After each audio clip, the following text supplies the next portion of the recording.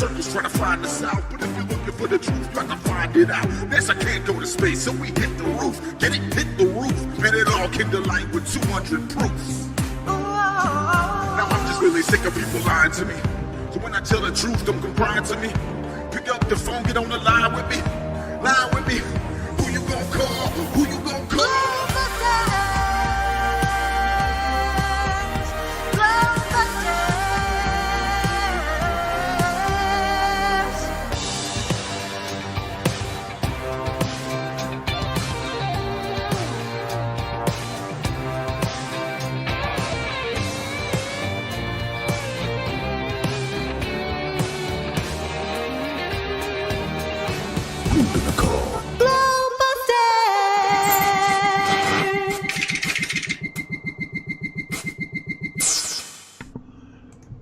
And welcome everybody to Globebusters. Behind the Curve documentary reveals Globe Earth Desperation. My Ain't It the Truth. I am your host, Bob, Xanadude60, and we are back with another great show for you today. And we're going to have a little bit of time to explain probably what has been the absolute hottest topic in the Flat Earth and the Globe Earth community, apparently, in a long time. And believe it or not, it's all over a documentary movie. And so we have definitely heard from all of the trolls, all of the opposition, even from the flat earthers that are rabid over it. And today we are going to have our say about it again. We've done this actually once before, but it was late in the show. So for those of you that have a short attention span, we will be talking about this subject first up and going into depth with the explanations as to what exactly I found, what exactly Jaron found, and we will make you understand, hopefully, that Behind the Curve, in our opinion, turned out to be an absolute hit piece, and it was done quite intentionally. But, we also have some comments about that as well. But before we get to that, let me go ahead and introduce my posse here with me today. First up, we have Jaron from Jaronism. How you doing today, Jaron? Doing great, Bob. Thanks. Hope you're doing well. Yeah, looking forward to today's show. Should be interesting. Excellent. Beautiful. And hopefully everybody in the chat can hear you as long as my OBS didn't fail. Oh, let's hope. Yes. Testing 1, 2. Yeah, no, you're definitely showing up on the OBS, so I'm sure we'll be hearing about it if people aren't hearing you. But anyway. Okay, so next up, we have John the Morgile. How you doing today, John? I'm doing fantabulous, Bob. Thank you, sir, for asking. And another flat and stationary Sunday. Couldn't ask for more. Absolutely. Yeah, we had a blizzard here yesterday in Denver, and today, of course, the sun is out and the snow is all melting. But that's pretty typical for Colorado. Yeah, Right. I love it. I love when the snow is fresh, and when it starts to melt and gets all dirty and nasty. I don't know. I get kind of depressed, so I'm not missing it. Excellent. Beautiful. And last but certainly not least, we have Iru Landucci from the land down under in Argentina. How are you doing today, Iru? Hello, Bob. Hello, everyone. Fantastic. Yesterday we experienced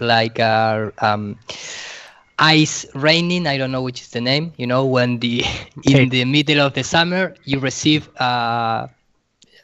showering of ice balls. Oh, nice. That's called hail. Yeah. Yeah. And in fact, right now I am in my home because I lose internet and the power grid in my studio, for the storm. So I'm doing great, but with this kind of situation, that is for David. So what, you guys had hail?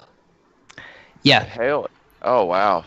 In the middle of the summer with 35 degrees Celsius. Wow. Oh, my goodness. Yeah, crazy weather. Yeah. 35 Celsius. I'm going to convert that for everybody. Yeah, otherwise we have no idea. I know. Who was it that was explaining how to do the conversion from Celsius? I can't remember, It but was me, but it's still very difficult to do. Oh, that's right. 95 degrees Fahrenheit. Now, that is a hot day by any standard. yes, And yes. how big was the hail? It was like probably 3 centimeters in diameter. Something Okay, like that. so It was not it was big. big. No big pieces, but it's like it was like 20 minutes raining really, really, straight and fast and hard. So some sunglasses are broke. Some cars Uh, with little, I don't know which is then. Yeah, exactly. And sure. it was chaotic. Yeah, a lot of water also. So Any it wasn't nice. any tornadoes touch down? No, because when the sun spins and interact with the ether, the only hurricanes and tornadoes is in the middle of the flat Earth. In the south, is completely spread. It's more space, so we don't have that kind of No problems. tornadoes, huh? No tornadoes at all. No tornadoes at all in the south or in the periphery of the plane. Wow, interesting. I did not know that. Yep. Yeah, the sun, circling and interact with the dynamics of the ether, and only in the little space, not little, but I mean, the circle in the north is small than the south, and we don't have any kind of tornadoes or hurricane, nothing like that. You have a really season of that. Yeah, well, it does make some sense on an AE projection, as so many Exactly. things tend to do. So, yeah, but that's an interesting fact. Could lead to further flat Earth research and evidence. Yeah, I've been research that, and I have some slides in the PowerPoint trying to illustrate this point. Yep. Huh. Well, Iru, for what it's Awesome. worth, you're not the only one that's getting all the weird weather. I mean, there have been areas in the equator that were getting snow. Just Yes. absurd stuff. Yes. Anyway, okay. So moving on from that, yeah, there's lots to talk about. But first thing I want to do is I want to, congratulate Jaron and even myself for our Nobel Prize nominations. Clearly, because Jaron and I have done something that no person in the history of science has ever done. You guys have any idea what that is, John or Iru? I have no idea. No, man, not at all. Well, what we are being credited with is being the first people in history ever to A, prove the rotation of the Earth, and B, to measure the curvature of the Earth. And that makes us eligible for a Nobel Prize. Wow. And, people should be honored. We have just become the ball Earth gods. Yeah. Yeah. They won't Complete, listen man. to anything else I do. They won't listen to any of my other videos. It's all nonsense. I'm a liar. I do this all for money until the second that a movie says that I proved the curve. And in that case, then I'm credible. So all of a sudden, it's how things change. I know. And the funny part about it is the movie didn't even say that. The movie kind of implied it with pictures, nor did it say in the movie that I proved the rotation of the Earth. That's the funny part about it. So I guess let me go ahead and dive into that first part, and then Jaron, you can talk about what they did to you. But I will say that yes, we have come to the conclusion that this is just a straight up hit piece. And, the people lied to our face, talking about wanting to make it such a great, unbiased look at the people in Flat Earth. And of course, I think that was probably our first mistake is allowing them to do it about the quote unquote people of Flat Earth rather than the topic of Flat Earth. So, admittedly, we got a little befoozled on that, but, live and learn. But there is a scene in particular where there's a couple of scenes, and one of them is me talking with Daniel, and I said that, well, we got this piece of equipment, and I guess I used, like I said, I guess I used $20,000. It was not $20,000. It was either 12 or 14. Rick told me. Rick corrected me later. But Rick bought this fiber optic gyro, first of all, and not a ring laser gyro, but a fiber optic gyro. He bought this with his own money, okay? It was not crowdfunded. It was not, we didn't fleece any of our viewers. And I'm hearing some background audio from somebody. I think it's you, Iro. Can you mute? Iro? Iro? Oh, there you go. Okay, cool. All right. Anyway, so where was I? So I'm explaining to Daniel that one of the, one of our members, a flat earther, let's put it that way, and in this case, a member of FE Core, had purchased with his own money a $20,000 fiber optic gyro. And of course, I was mistaken on the 20, and like I said, it was either 12 or 14.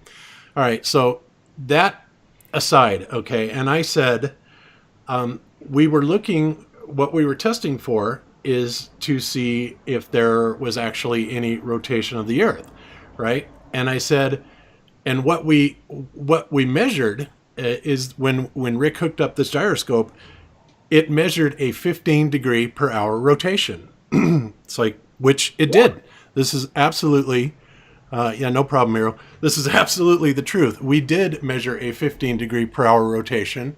And frankly, we were taken aback. I was absolutely taken aback. I was blown away by it. It's like, wow, what does that mean exactly? And then there is another scene where I am at a flat Earth meetup here in Denver, and I am fully aware that I'm mic'd, people. I mean, it's not like I got caught. I was fully aware that I was mic'd, and I also was fully aware that regardless of what we found, which in this case did not look good, we were going to report it. Just like if we find any actual curvature or anything like that, we are going to report it. So I'm talking to this guy and I'm like, wow. So I was telling him what we found. And I said, at this point, if we release this would really look bad for flat Earth. And, that was all captured on film. Well, again, I don't take it back. It was absolutely true. I had no intention of trying to hide anything at all. And the very next Globebusters show, the very next weekend, which was just a few days later, I had figured out what was going on, with what we had detected with the fiber optic gyro, which we're going to cover in depth for those of you ballers, especially that are here to listen to this. Stay tuned because you're going to understand what this is, okay? So I released the information on Globebusters. I said, yes, we detected this 15 degree per hour rotation. We figured out what it was. It's actually nothing new under the sun. What it turned out to be was the ether rotation. And this ether rotation was something that had been covered 100 years ago by an experiment called the Michelson-Gale experiment, okay? So most people are familiar with the Michelson-Morley experiment, but they haven't really heard of the Michelson-Gale experiment, but we're going to actually cover that here in a little bit. Again, and people, for those of you that have heard this, forgive me, but I have to tell you, I was absolutely amazed, even talking to several flat earthers this week. As many times as we have covered this on Globebusters, these people, even flat earthers that are devout Globebusters listeners, were completely clueless about it. It's like, and I was just dumbfounded. So I guess the old saying that you have to repeating it until people actually get it is absolutely true, even when it comes to flat earthers. So again, we'll be covering that again today. So anyway, that got put into the movie. And I have to tell you, some of the criticisms that I got in particular was that, oh, you guys didn't, you just mentioned that stuff. It was obviously on purpose. You didn't even bother to, mention any flat earth facts like water, maintaining its all level and the physics of water. It's like, oh, contraire. Like I said, Daniel followed me around for 3 days total, between the conference, between Fort Collins, and between filming at my house. I flat smacked this guy. I'm surprised he's not a flat earther at this point. But hours and hours and hours of me telling him about not only the physics of water, all the experiments that had been done with lasers, the NASA deceptions, on and on and on. I mean, literally, I let him have it with both barrels. And so what he chose to put in were those particular clips out of 3 days, probably at least 8 hours worth of video that he took of me, right? So, and of course, I found out later at the Denver premiere that, he never really had any intention of giving Flat Earth a fair shake at all. Oops, sorry about that. I'm closing my window. Because he said that he didn't believe in it and he thought it was ridiculous. And he really laid his cards on the table, saying, giving me a really good indication of what he, had intended to do from the get-go. So he blatantly lied about it. And this came out very clearly at the Denver premiere. He also lied to me in, specific things, i.e. any personal information that would not be let out. And of course, there's one clip in there where I had mentioned one of the companies or one of the places that I did IT work for, which he absolutely said none of that would go in there. And of course, just a few days after the Behind the Curve documentary aired or showed in Denver, I lost that contract, just sight unseen after 22 years of having it.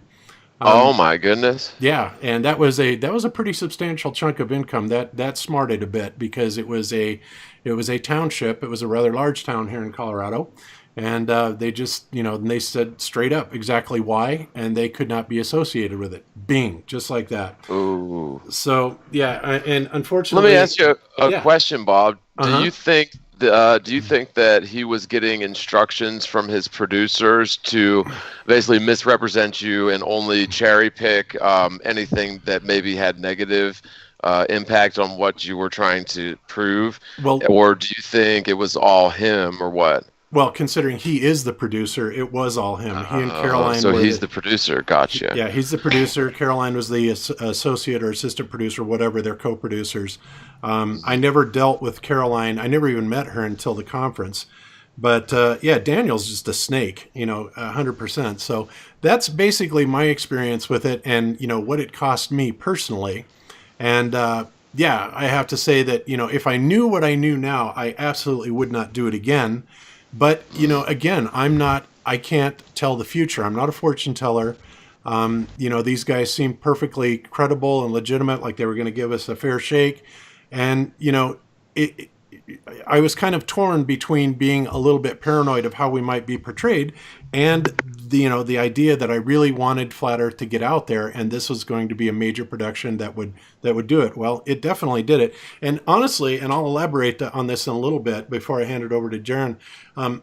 At this point, I'm looking at this almost as a favor for Flat Earth. Now that sounds crazy, but I'm going to explain to you why after Jaron kind of tells his side of the story and what happened with him.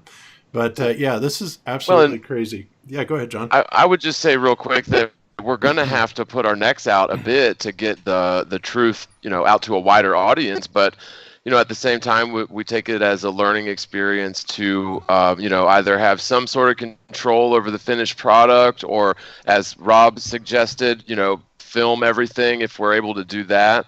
That way we can show where they're misrepresenting us and where we did make all these good arguments for Flat Earth, and they simply just cut that out of the final product.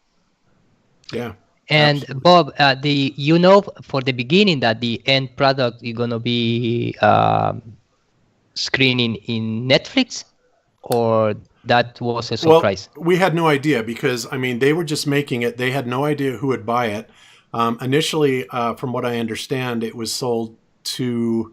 Well, several outlets have it. YouTube actually is carrying it. Netflix just got it about 2 weeks ago.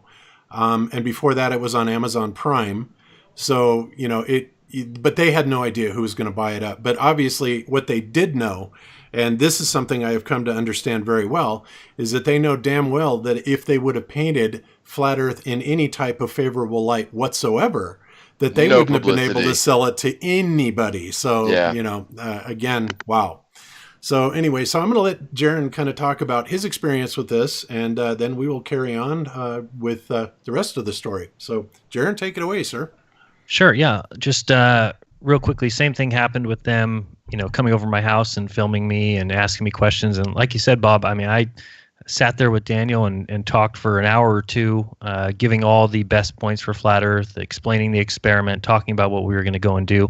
Of course, none of that made the movie. They were more concerned with just the experiment that they came and filmed. And for the first time, if you remember, everyone remembers the first test that we did out at the canal, we had the very expensive 5-watt laser, which is about a $400 laser. And with it, I purchased an expander. It was a 10 times expander beam, and what that's supposed to do, I know it sounds weird saying it's an expander and it reduces the beam, but it's the way that the dynamics work of that beam, that when you expand it at the outset, that it should reduce the beam with distance to a certain point, and then from that point grow on. And from the specs, it certainly seemed like with that 3.88 miles that we were doing, that we would be able to have a laser beam at less than 6 inches, which is what we needed for the test to be successful. And the first time we went out there, and also the expander itself had to be adjusted at a machine shop to fit the laser itself. So What we didn't expect, and we knew it wasn't going to be easy. We knew it was going to be hard to get out there and line up the laser and everything, and it was.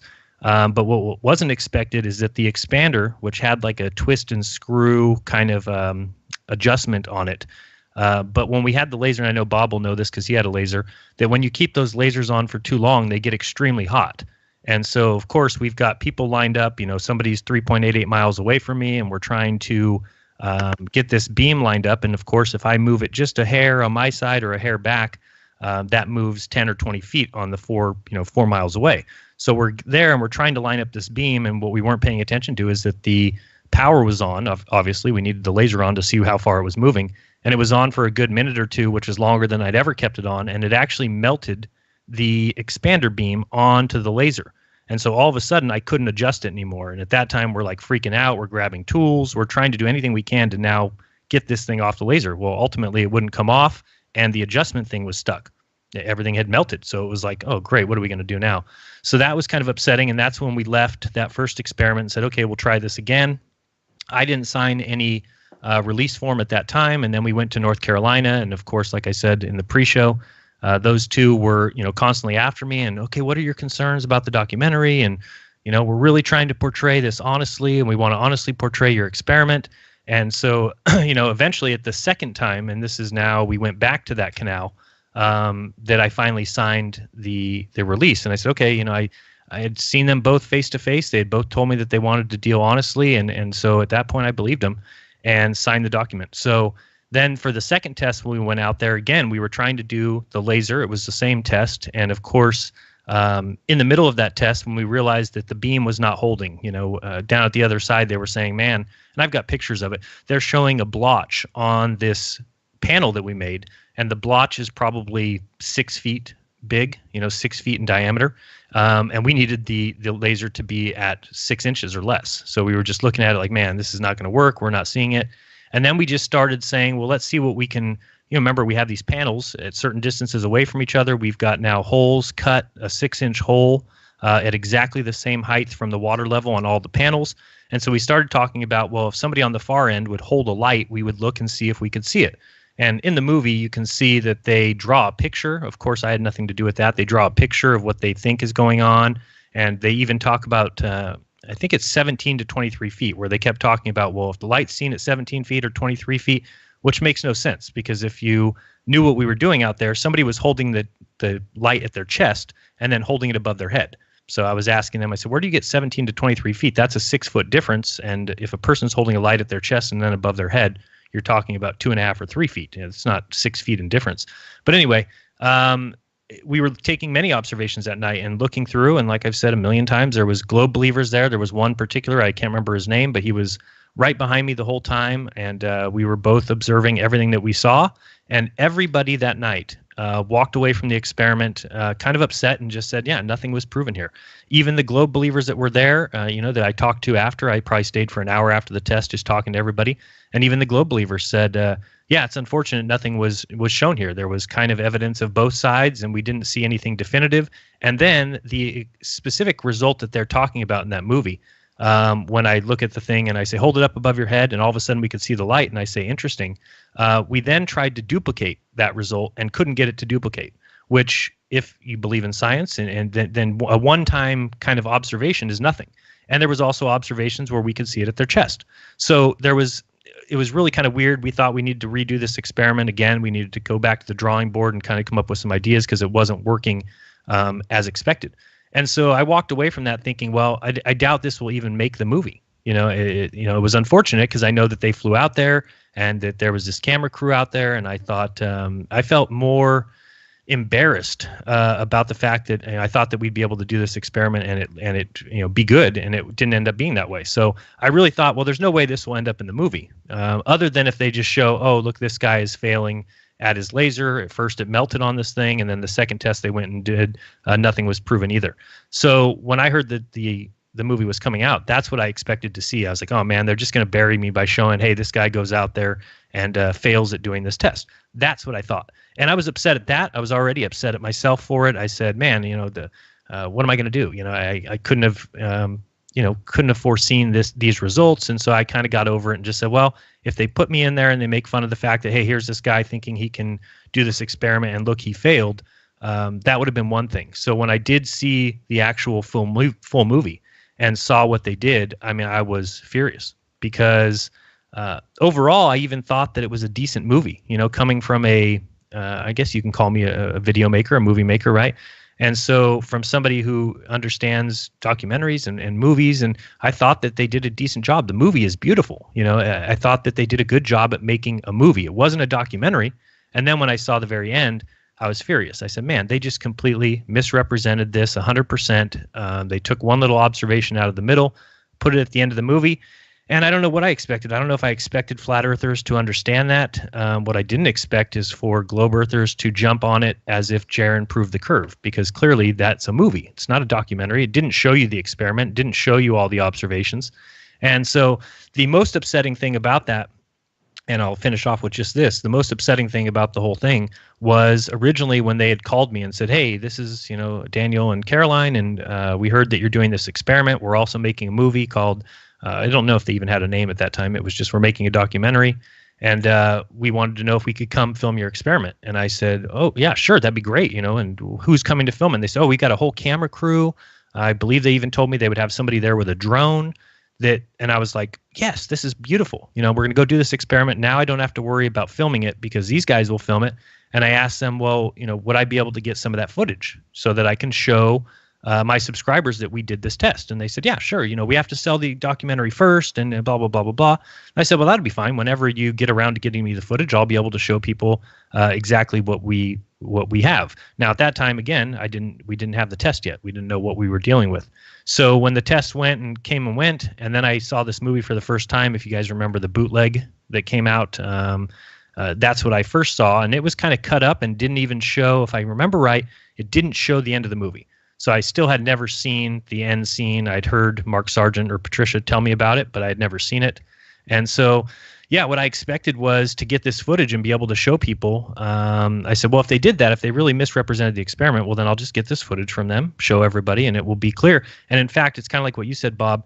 I felt that it would be kind of a benefit to Flat Earth. They said, man, if they really did that, if they really misrepresented the experiment, I'll be able to easily make a video saying, here's the footage that they pulled this one little tiny observation out of the middle and didn't include any of the other observations that we made. Well, when I started asking them for that footage, their new thing was, oh, we have to wait until it's done selling, and when it's done selling, we'll get you the footage. And I said, okay, well, it's been about a year now at this point, and people want to see what I did that night at that canal. So when they finally did sell the movie, and I saw it show up on Prime, like Bob said, and I never knew it was going to be on Netflix, but I knew that they started selling it on iTunes.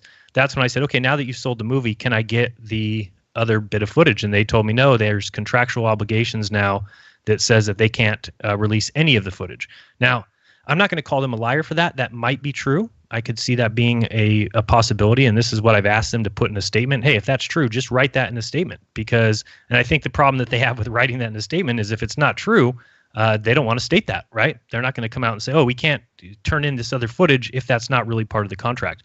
So I told them, if that's the truth, if you guys are really dealing honestly with me here, then you will release the other footage. And this way I can show where you pulled that observation out. Well, now, of course, the story's changed, and now it's no, that they can't give me any of the footage, which protects them, right? Because now it's kind of their word against mine. And so to me, they completely have dealt dishonestly with me. They've lied to my face about, oh, we're going to do this in good faith. And that's kind of where it lies. And if people want to believe a movie, it's just more evidence to me of exactly what people will do, the desperation that that they go to prove to themselves that they live on a ball. Is that this is a little observation out by a canal, and it's just sad. Again, we want to go back to that canal because I think it's a great location, and we have other test ideas. And like I told these guys, I said, man, if I say to people that I'm going to go back to this canal, they're just going to say, oh, you already proved a curve. And I say, you guys know for a fact that that's not true. Daniel was right there with me the entire time. If that guy's dealing honestly, then he knows that that is not true, that nothing was proven that night, and that you guys just put that observation at the end of your movie. And they've tried to go back and forth with me. They won't write the statement. They kind of come up with a reason for everything. And, it's sad. I don't know what else we can do. I obviously don't have a lawyer or money to sue them for, misrepresenting the experiment or anything. So I signed a release, So what's going to happen? But when you look at the globe earthers that are out there that just go crazy about this, Jaron proved a curve, and Bob proved rotation.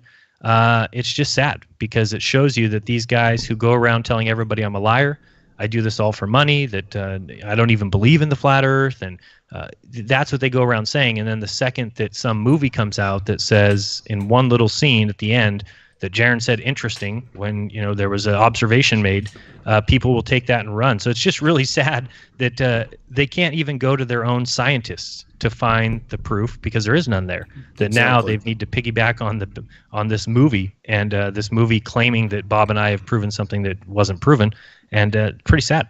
Yeah. That's, so. Go ahead, John. Oh, okay. Yeah, I was just going to say, you said that your experiment didn't satisfactorily prove anything either way.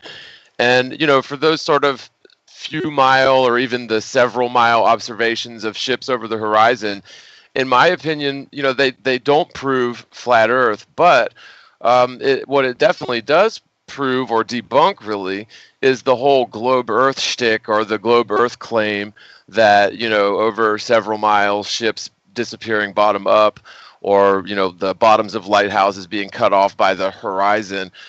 This is claimed to be exclusive to a sphere Earth, but when you zoom in on the distant ship or actually do the curvature calculation for the distant lighthouse or whatever the case is, there's simply not enough curvature for this hypothetical sphere. And so it does debunk that claim that this is exclusive proof of the spherical Earth. And, you have a whole nother level of this with like the faking of curveizing for like, say the Felix Baumgartner jump from 100,000 foot or whatever. They deliberately use those fisheye lenses to create the illusion of curvature to essentially trick people into thinking that he's above this ball Earth. But, my position is if they're faking curvature and these claims are simply not exclusive to a ball Earth and some of these observations don't work on a ball Earth, that's good enough for me to say, okay, there's no curvature. They wouldn't have to fake it, and we would see definite evidence, refraction aside, because that's a variable. It's not always going to go to one degree or another. It's going to change depending on conditions. And so the fact that we consistently see distant objects, lighthouses, ships, etc., that, when zoomed in on, they show that there isn't this vertical descent due to curvature. That's good enough for me to say, that the evidence for the ball isn't there. And it's not just that one thing. There's plenty of other things. But, for them to take you out of context is just crazy. Yeah. Typical. Well, yeah, it absolutely is typical. But the most amazing thing, and this is why, I said over on Jaron's channel that, I think in retrospect, now looking at this and looking at the reaction of not only the flat earthers, but not only the ball earthers, I should say, but the flat earthers. And interestingly enough, it has been an amazing thing to watch some of the flat earthers, right, that are somewhat prominent in the community, absolutely lose their mind over this. And I mean, absolutely lose their mind. It's funny. I've seen one particular guy, make something like 10, 12, 14 hours worth of videos, just completely butthurt about about behind the curve. And it all started with of course, his objection to Martin's presentation of mud flood. But, I won't go there. But it's comical how butthurt these people actually get. But, what? I was just going to say, the great thing about science, at least in my mind, or, if you talk about the scientific method, is that I want to construct, and we're going to go back to that canal again here soon. And when we do, we've got, now an adjusted test a little bit, changed a little bit and trying to show it. And what I'm trying to do is find a test that is repeatable. And so people can believe whatever happened, and that was just a one-time observation. But what I want to do is create a test that anybody can go do and repeat wherever they're at if they find a 4-mile stretch like we have here. And I've talked about that before. We had, in that particular test that they're talking about, we didn't have a hole in the back panel at 4 miles away.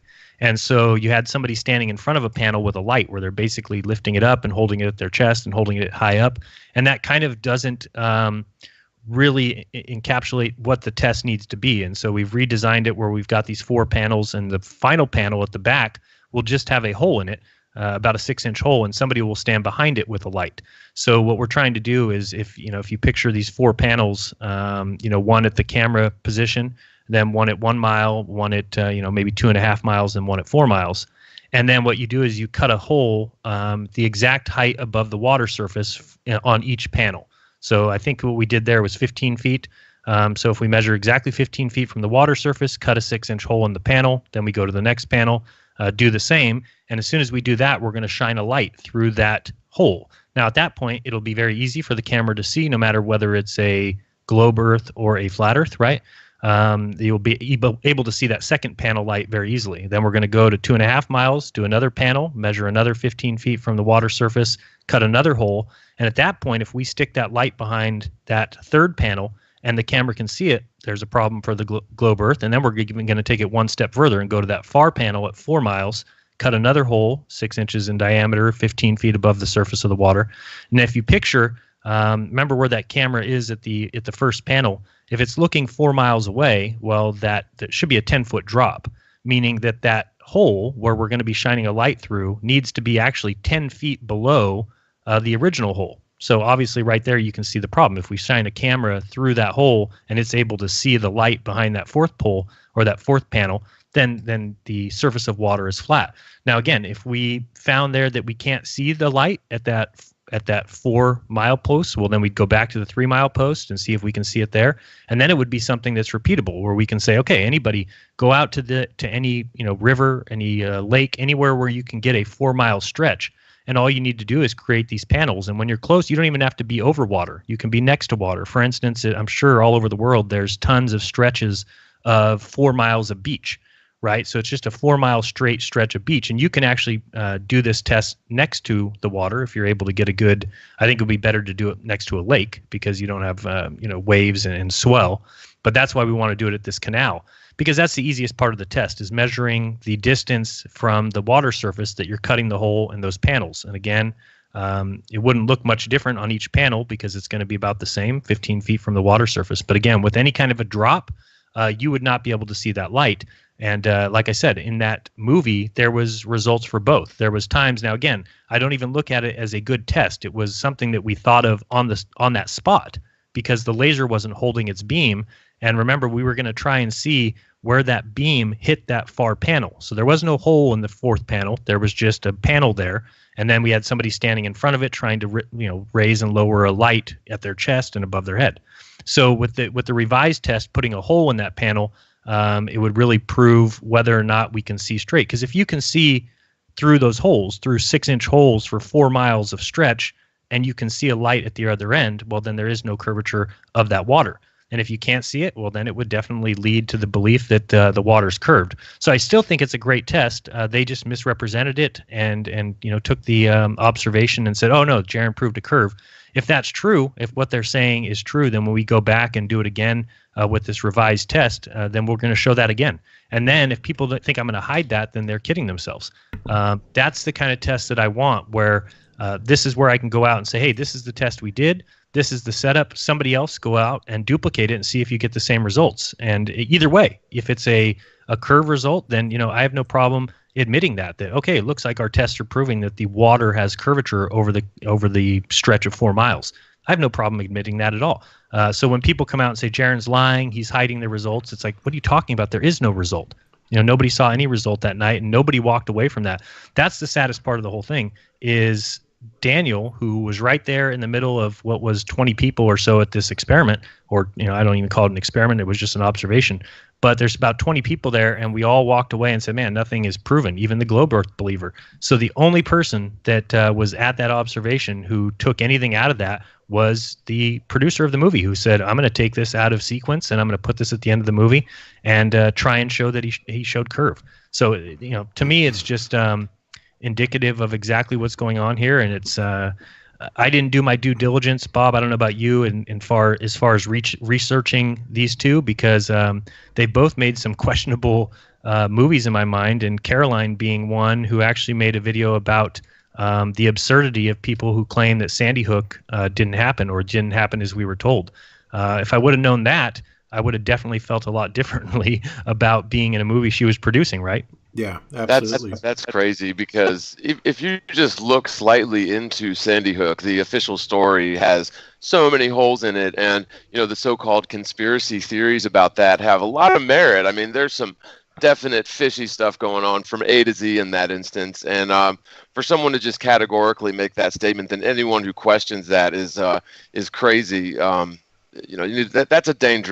That's a dangerous person. Yeah, it really is, John. And on a side note, shout out to the channel Zetetic Truth Tube, who used to be Tet's Truth Tube.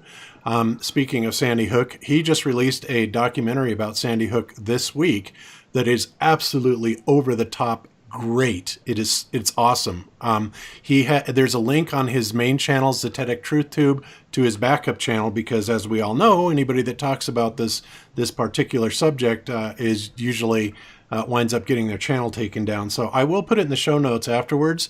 But otherwise, if you're familiar with Tet or Zetetic Truth Tube, go check that out. So, all right. So getting back to what I was saying, as far as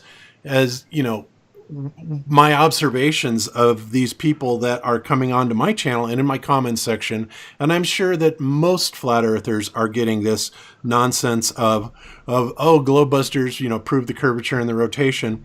The thing that absolutely blows me away is that this shows the utter desperation, guys, the utter desperation of the globe earth believers, because they are getting annihilated in debate. They are getting annihilated with proofs.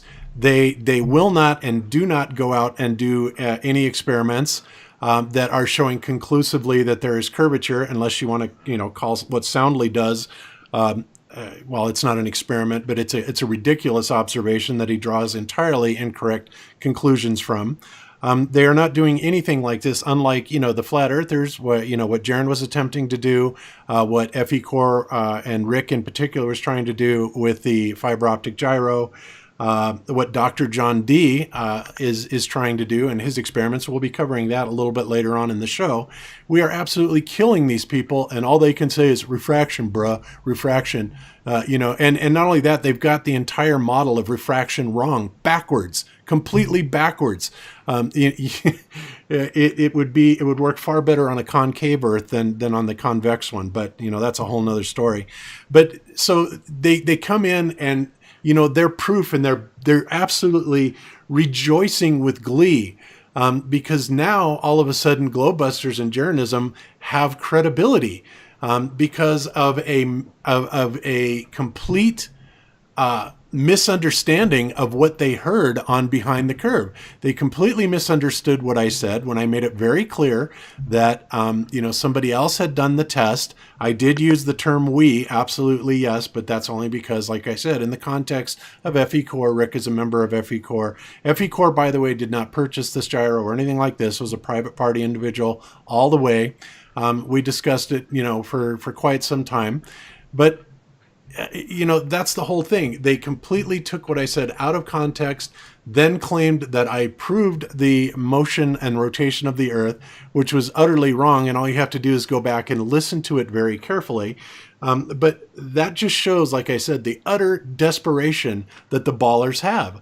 I mean, they got nothing. They've got absolutely nothing. And they got nothing when they are citing flat earthers for their proof of rotation and curvature of the Earth. Why do they do that? Because no scientist ever in the history of mankind has ever measured rotation or motion of this Earth. No scientist or anybody in the history of mankind has ever measured curvature on this Earth, right? So the fact that they claim that Jaron and I are doing this is so comical. It's over the top. Go ahead. Right. I was just going to say that, I did a video this week called Quotes That Tell Us That We've Been Lied To. And there's so many quotes in there. And you've got Einstein saying that there's no experiment on Earth that can prove that the Earth moves, except for Bob. Bob's the only, I think that's the end of that quote that was left out, that Bob's the only one that can do. And, Einstein couldn't do it, but Bob could. So, yeah, it's certainly incredible. Yeah, and I didn't even do it. That's the funniest part of all, is I didn't even do it. I have never laid hands on a fiber optic gyro. I simply commented on it. I reported it. But, when you're desperate for proof, when you're a baller and you are so desperate for proof that you have got to completely, compound a lie upon another lie upon another lie to claim, and then use a flat earther's evidence, supposed evidence, as your proof for the ball. Wow. It kind of reminds me of, I was watching a Mr. Thrive and Survive hangout last night, and it was so funny because Rich was talking about EQ mount telescopes, and lo and behold, who is in there absolutely trying to convince him that no, it's all legitimate. The EQ mount will only work on a ball, and Rich was just destroying him. But it was Astronomy Live, and of course, I'm sure you guys know who Astronomy Live is. And I was just sitting there heckling him, saying, astronomy is pseudoscience, because it is, because you can't measure anything like that. And of course, his only rebuttal to me was, oh, well, yeah, says the person that proves the rotation of the globe, right? That's all he had, absolutely all he had. And then I just said, well, you know what? It looks to me like, it's pretty crazy that you would be sitting here trying to convince a bunch of flat earthers of the globe Earth model. And here you are desperately trying to convince Rich that it's all true and it's all real and everything that you've observed is real. I mean, it's like, really, where do these people get off doing this? And here in Argentina, the supposedly that you prove the rotation of the Earth, it was based like a $20,000 gyroscope. Yeah. And like I said, I believe that I was guilty of misspeaking of that. Like I said, Rick said he was either 12 or 14, and I can't remember what he told me, but it was not $20,000. We make that perfectly clear, but it was either 12 or 14. And have been Globebuster shows that I actually showed the specification and the model number specifically of what Rick had. And of course, now another thing that they did not talk about, and this was also sent to Daniel, people, is the fact that, I was talking about how we were talking about possibly encasing the fiber optic gyro in bismuth to see if that made any difference. Of course, that turned out to be a little bit too cumbersome and expensive, but Rick did buy a Helmholtz coil, and he also bought a zero Gauss chamber, and the zero Gauss chamber is basically kind of a magnetic free type of zone. The zero Gauss chamber did not make any difference. However, the Helmholtz coil, which basically allows you to direct I guess kind of a collimated EM beam, when he fired that thing up and put it in the proximity of the fiber optic gyro, guess what it did? It zeroed out the gyro on all three axes. In other words, it essentially shut it down, meaning that the gyro was not picking up any internal rotation, but rather an energetic rotation around it. And we're going to prove that again by going back and revisiting here in a little bit the Michelson-Gale experiment, the idea that there is an ether. And of course, a lot of people will then come back and say, well, there really is no such thing as the ether. Einstein proved it. And it's like, no, Einstein didn't prove anything of the sort. In fact, we have equipment today that depends on the existence of the ether, and that is indeed the fiber optic and ring laser gyros themselves, which depend on something that is called the Sagnac effect, which depends on the ether keeping a consistent speed of the light that propagates through it. But again, we'll cover that a little bit later. But that information, all of that information, the explanation was sent to Daniel, the technical breakdown, all of it. I sent in a very long letter and an accompanying video explaining it to them long before the movie was ever released. In fact, it was, I think, probably the week after I had disclosed the results on Globebusters, right? But again, they chose not to use it, and they chose not to use it, and that tells you right there that they had no interest in trying to justify any of the science that the flat earthers were doing, and certainly not any science that would at least give a little bit of credibility to the experiments that we did. So, There you have it. You know, the thing is, though, is they're not going to win this argument, or they're not going to win a debate with facts or proofs or evidence. There's no way. They don't have a leg to stand on in that regard. And so really the only thing they can do is misrepresent us and attack our character, our integrity, our intelligence, our sanity. But yeah, they have nothing when it comes to facts or actual science. No. Hey, Bob, when you talk about a 15 degree per hour rotation too, is that from anywhere on Earth that it always shows up the same, or do you have to input into the specs of the gyro your latitude? Because I've looked online a few times at different ring laser gyros, and they all seem to be a computer program, to where this gyro sits there, but then all the results are returned through a computer processor. Is that kind of the one that he has? Well, first of all, I have to make a distinction here. What Rick bought was called a fiber optic gyro. Okay, thank you. And a fiber optic gyro works. They work virtually identically in principle. The difference of them is that a fiber optic gyro actually propagates the light around in a circle through fiber optic fibers, tubes, right? Whereas a ring laser gyro propagates it in a kind of a vacuum area with mirrors, and it's more or less free space, you would call it. Okay, so the thing with the ether rotation is, yes, depending on where you are, what latitude you are on the Earth, there's going to be a difference in the rate of ether rotation. Okay, so just like it would be if the Earth was actually spinning, but what the inertial reference system in like these big Boeing airliners and the Airbuses and stuff like that, they use a ring laser gyro as part of the inertial reference system. And part of the calibration is that they have to, have the plane very still so that the fiber optic gyro, or the ring laser gyro, in this case, detects a very precise rate of rotation at that latitude. And then it makes the appropriate corrections, because the fiber optic gyro or the ring laser gyro is actually an extremely precise type of instrument, but it doesn't work in the same sense as a normal gyroscope does. A normal gyroscope works based on inertia, right? And the fiber optic gyro works based on a laser interferometer and phase differentials. So I've given technical breakdowns of it before. I'll do it a little bit more today. But so what the inertial reference system does then is it takes that etheric motion, even though they're going to call it Earth rotation, of course they're going to call it that, and they simply calibrate it into the latitude and longitude that you feed into the inertial reference system, and it becomes a very, very precise guidance system. Okay, so a lot of it's done with computers, but in this case, the fiber optic gyro that Rick had is not really computer driven as far as any of the results that come out of it. Rick was looking at strictly the raw data that was coming out of it. And of course, because of the way it works, and because of the fact that it works on the Sagnac effect and based on an etheric wind, that motion is always going to be there. And again, we've covered this, with the failure of the Michelson-Morley experiment, with the supporting evidence of Airy's failure, yada, yada, yada. So that's kind of your answer.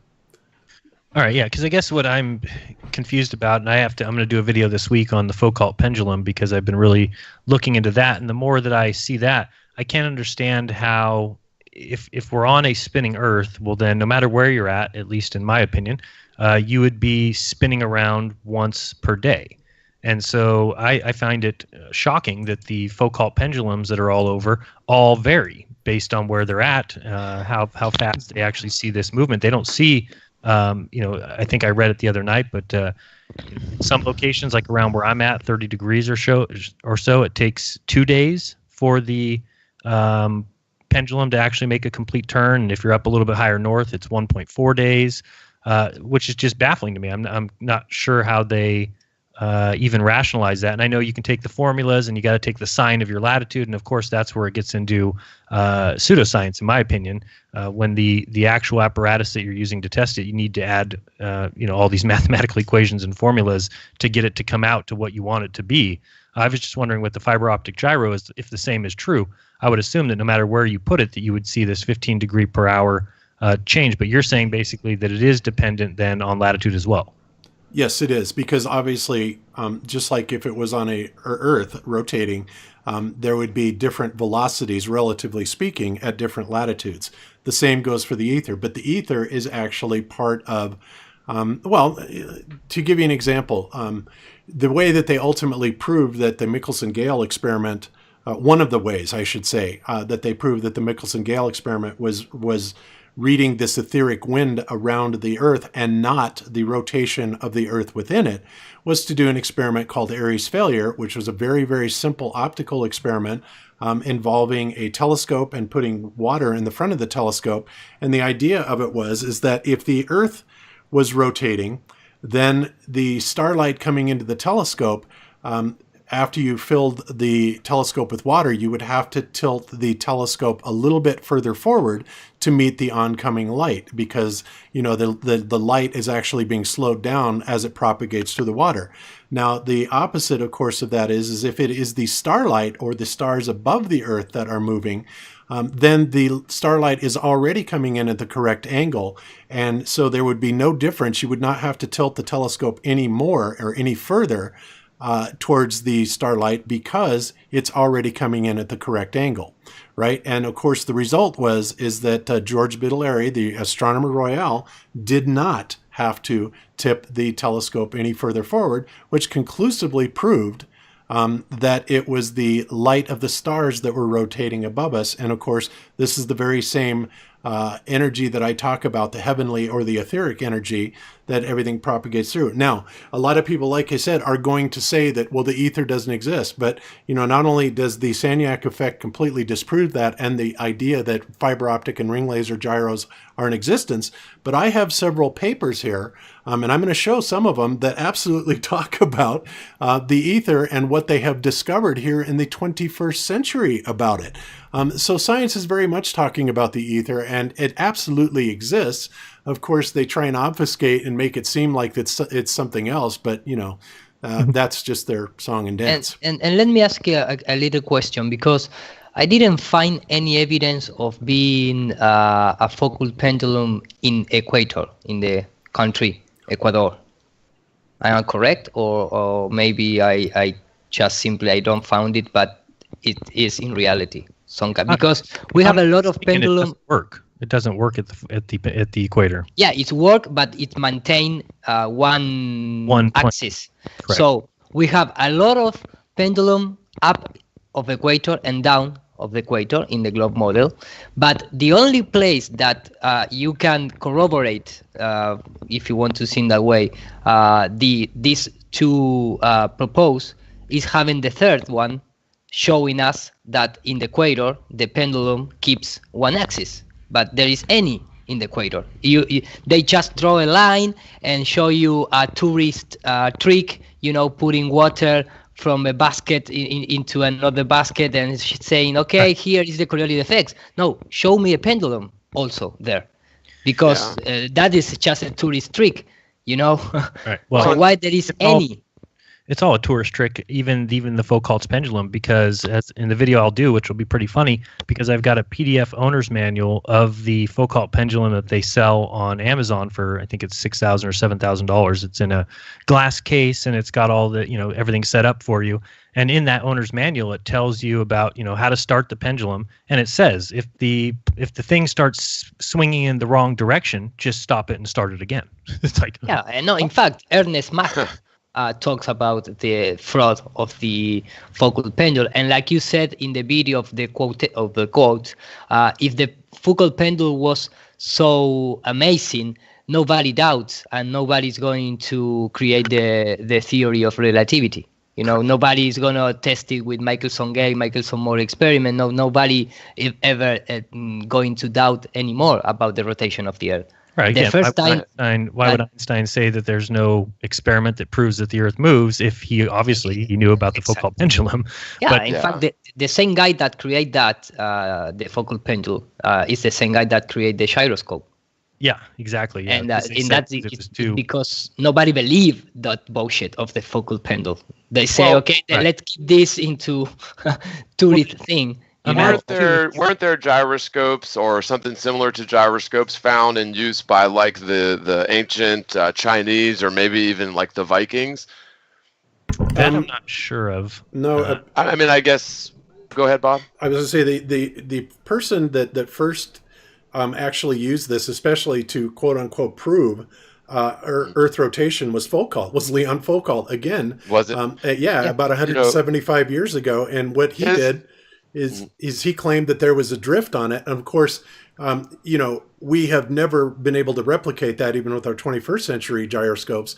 And of course, the gyroscope that he allegedly used is conveniently missing, right? But the powers that be would have people believe that nobody ever since Leon Foucault has been able to build a precise enough gyroscope that had a low enough bind on the gimbals that it would be able to detect the rotation of the Earth, which of course is nonsense. And tons of people have been doing gyro experiments, including myself. I have a $300 gyroscope. We have a guy in FE Core that just custom built an unbelievable gyroscope. And all of these return a net result of absolutely zero motion. Go ahead, John. No, I was just going to say, and whether or not it was gyros were used that old is irrelevant, but that's what I was going to say is that mechanical gyros aren't showing this. And, if you've got specific types of high-tech gyros that are showing this alleged rotation, I think it's just as feasible that it could be, because I think we can all pretty much agree, whether it's globers or flat earthers, that the Earth has a rotational magnetic field. And if there is this ether, which I believe that there is, it explains a lot that it's the ether and the magnetic field that's doing the spinning, and the Earth is really obviously at rest. The Earth isn't spinning at all, but it's impossible for the globe earthers to concede this point, even if just for argument's sake, because the Earth must be spinning. And back to the pendulum, and Foucault really did have his hands in a lot. I mean, a lot of this scientism. But the way that I see it is that the Foucault pendulum experiment should really only work perfectly at the North Pole. I just don't see how, geometrically that's working when, the Earth is allegedly, spinning. You've got the Earth racing up towards your feet at the sunrise, the Earth racing down away from your feet at sunset, and then everything in between throughout the day. I just don't see how the pendulum is going to make a perfect circle if that's actually what's going on. I mean, I don't see how the globe earthers have finagled that to jive with their worldview, but that's sort of how they do, isn't it? They just cram everything to fit the theory that the Earth is in motion.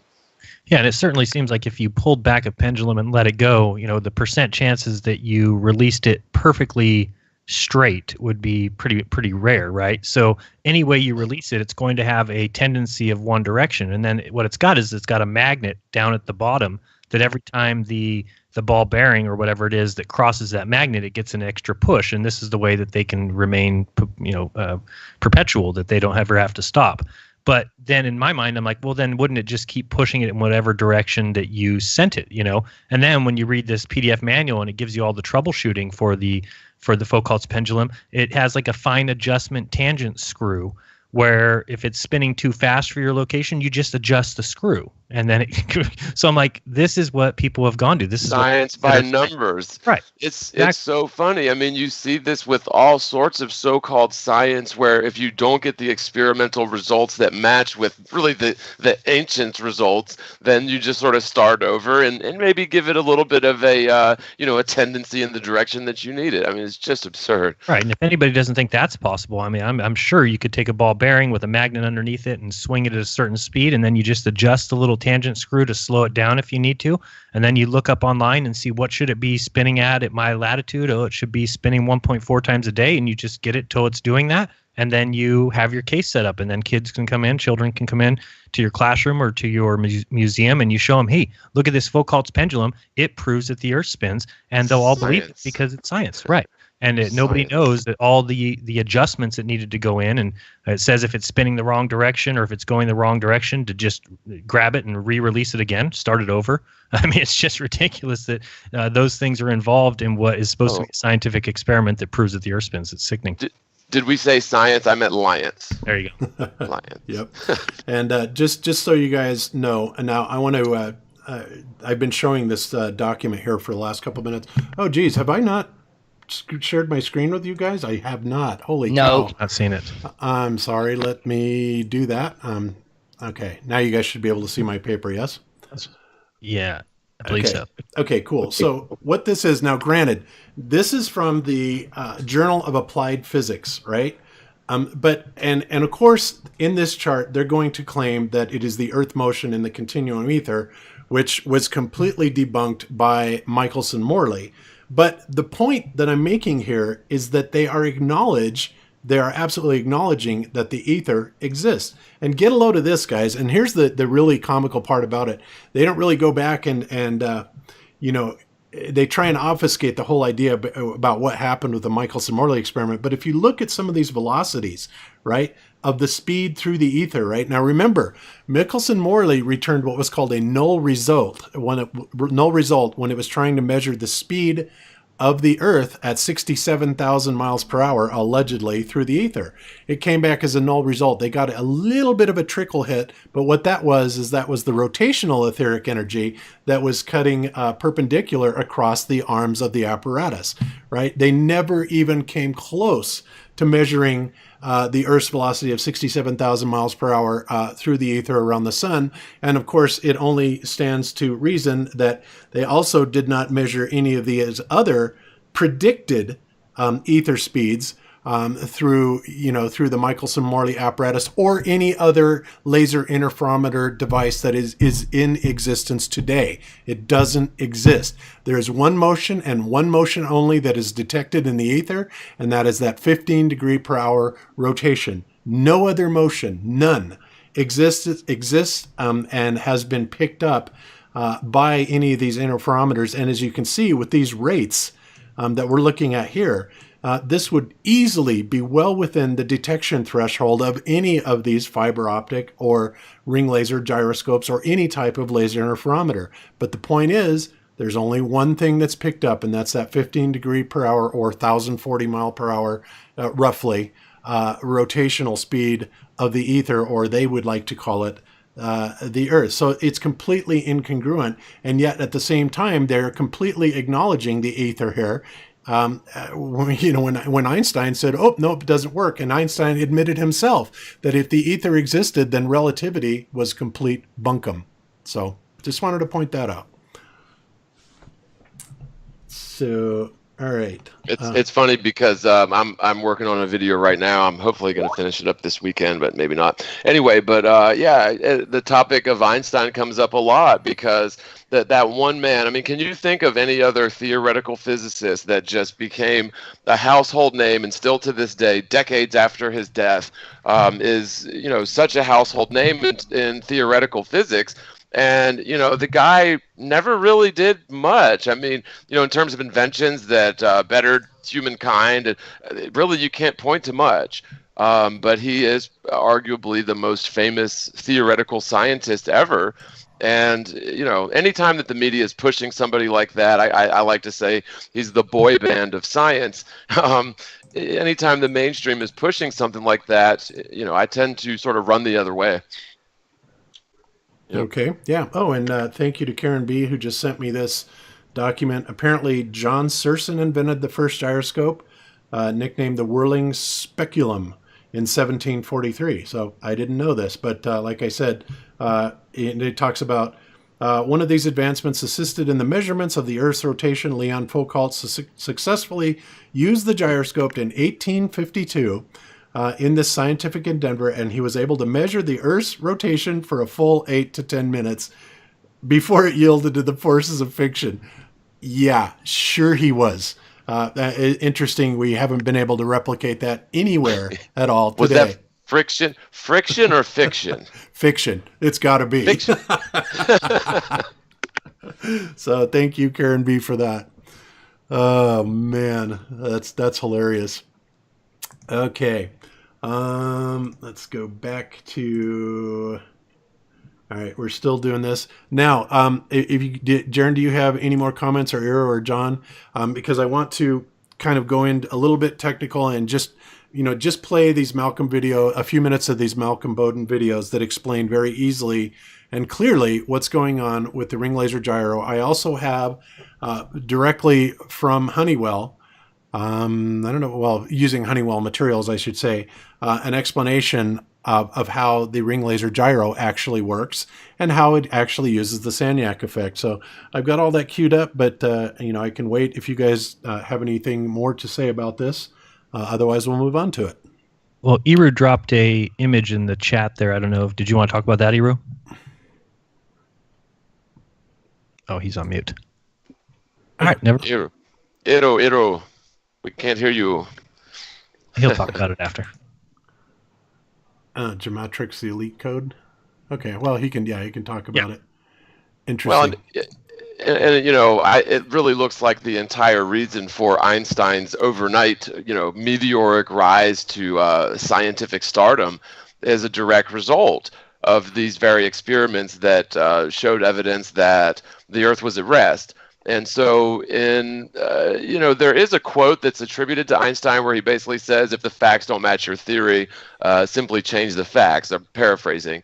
But according to what I've just read into today, and I haven't read into it much yet, but that quote is either not actually from Einstein or it was changed a bit to fit this narrative. But the fact of the matter is, that's exactly what he did, whether he said that or not. And don't you love how the media manipulates things to where, they'll possibly put out quotes like this that they know ahead of time are fishy or they've been changed around, so that later on that quote gets debunked, although Einstein was indeed changing the facts to suit his theory, which you cannot do in science. And in many people's mind, that whole notion is debunked.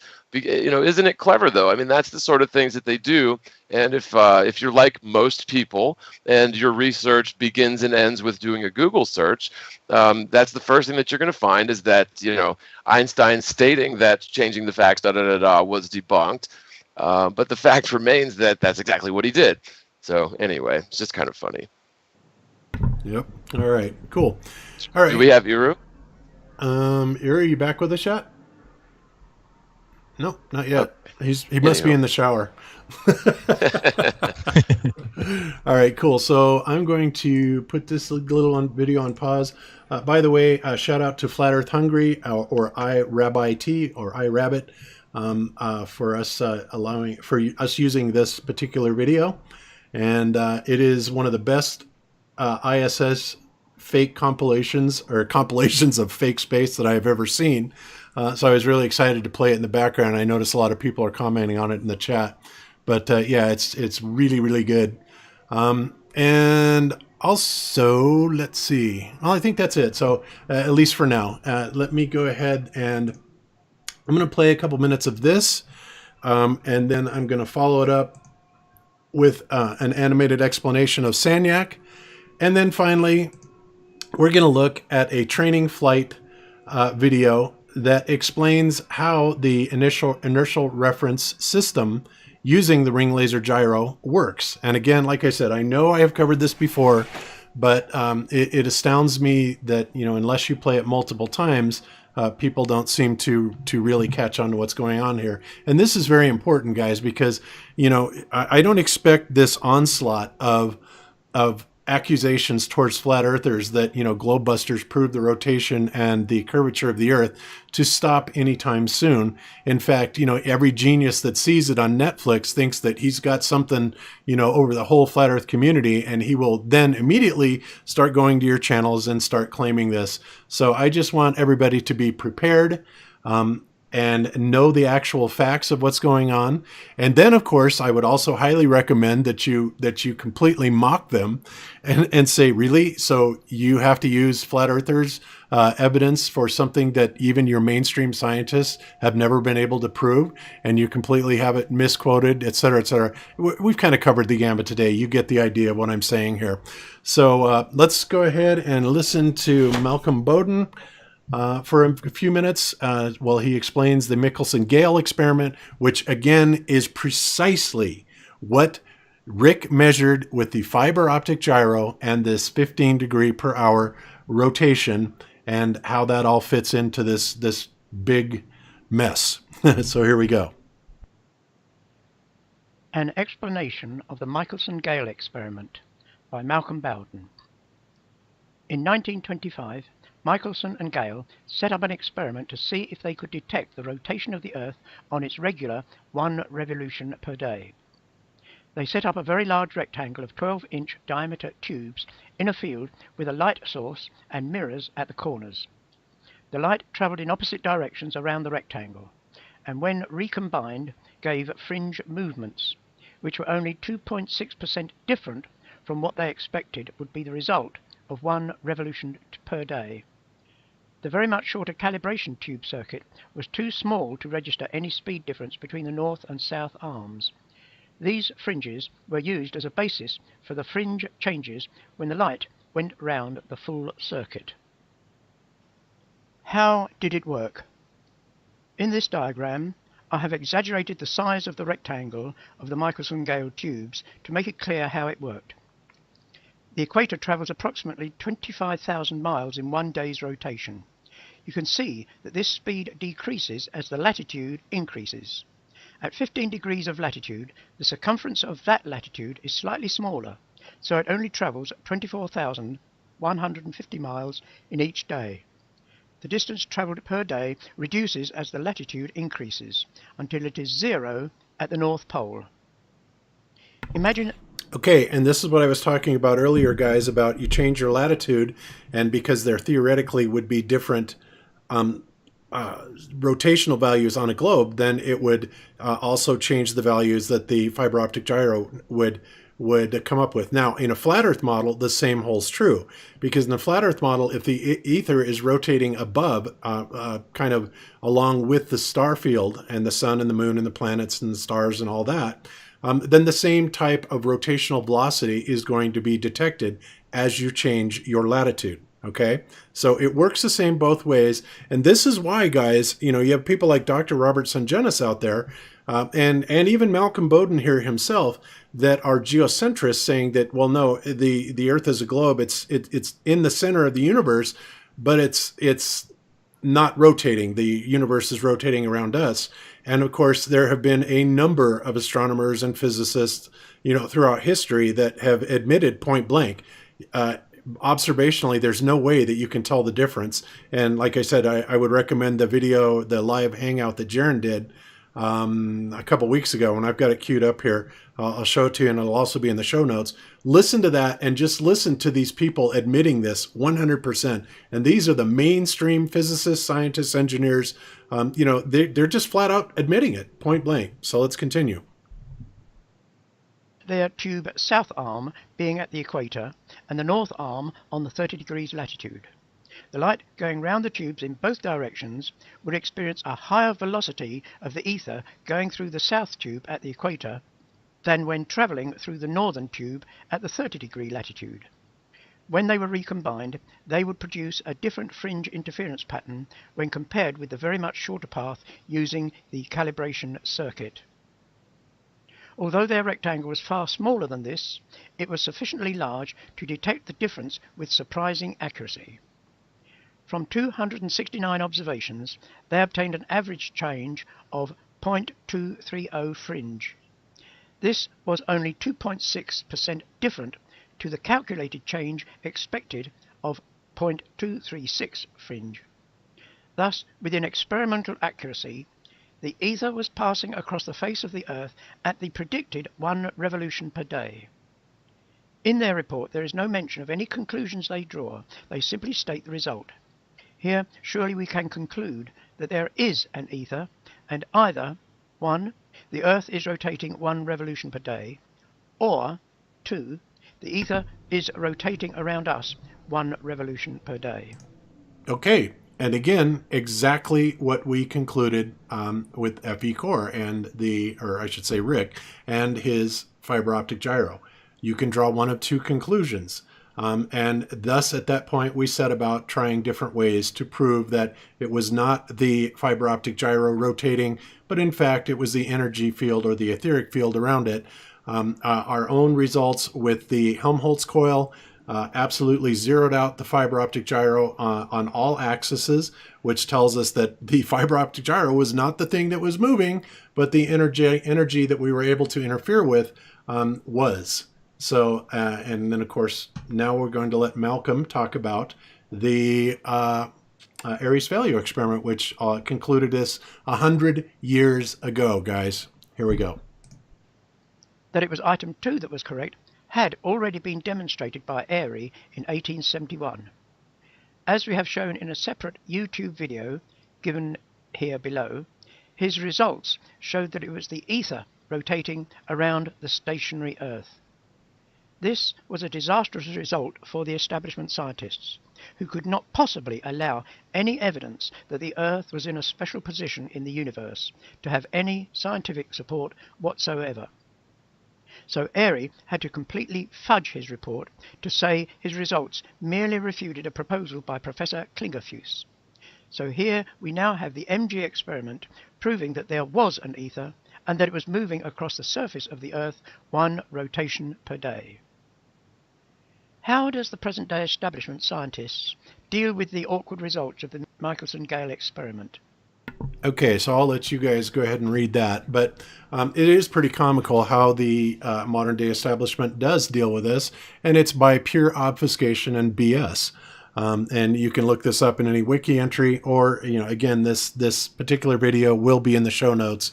I would highly recommend that you listen to Malcolm Bowden's videos. He's a geocentrist. He doesn't like flat earthers, so it's certainly not like he's trying to prove our case for us. But since a flat earth is a geocentric model, he kind of can't help but do it. All right, so now let's go on and let's talk about the Sagnac experiment. And of course, the Sagnac experiment is the very basis of what we now today call the Sagnac effect, that is in use in the inertial reference systems ring laser gyro and the fiber optic gyro. So let's get you a little bit of technical background on how this works. Here we go.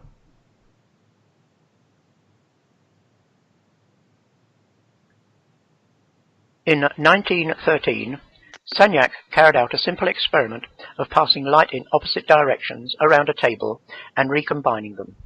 This produced interference fringes. He then rotated the whole table at 2 revolutions per second and found that the fringes changed. This result has very significant implications in science. It works as follows.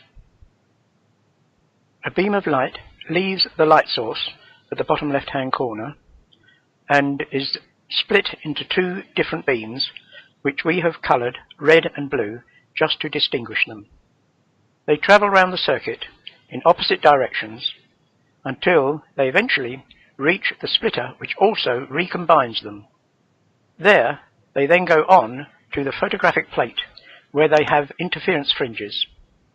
In this simplified version, we see that the beam is split into 2, the red and the blue again, and they go round the circuit and are recombined at the splitter and recombining prism, so that they again produce the fringes on the photographic plate.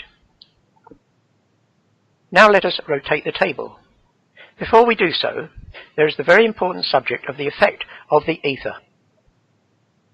The Michelson-Morley experiment failed to detect the 30 kilometers per second motion of the Earth through the ether. So to overcome this problem, Einstein simply abolished the ether in his relativity theory. The very significant result of the Sagnac experiment was that it proved that the ether existed. Let us see how it did this. It is a fundamental feature of relativity that it claims that as there is no ether, light travels away from a source at the same speed relative to the source, whether the source is moving or not. Thus, whether the table is turning or not, the fringe patterns should stay the same. But if the ether exists, once the light has left the source, the speed of the light is controlled by the ether, independent of the speed of the table, mirrors, etc., as we see here. So let us see what happens when we rotate the table. Here, the light is split, and the red and blue lights go in opposite directions. But notice that the left-hand mirror has moved around in such a direction that the distance the red light has to travel is further. Now in relativity, the same time should be taken because the splitter is also moving and the distance between them is the same. But now imagine that the ether exists and the speed of the light is controlled by the stationary ether. Imagine the ether like a thick treacle that limits how fast the light can travel independent of the motion of the light source, the splitter or the mirrors. The result is that the red light takes longer to reach the left-hand mirror. Similarly, the right-hand mirror is coming towards the blue light, so it reaches the mirror quicker. After they change ends, the red light again takes longer to reach the recombiner, whilst the blue light gets there quicker again. So they reach the photographic plate with a delay between them, and this changes the fringe pattern. In fact, Sagnac, using the speed of the rotation of the table, calculated how much the fringes should change, and found that they did change by just that amount. The crucial feature of this experiment is that it demonstrates that the ether does exist, which demolishes relativity. How does a scientist...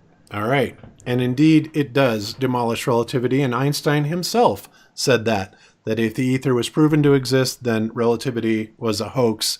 Well, not a hoax, he didn't say, but it is a hoax.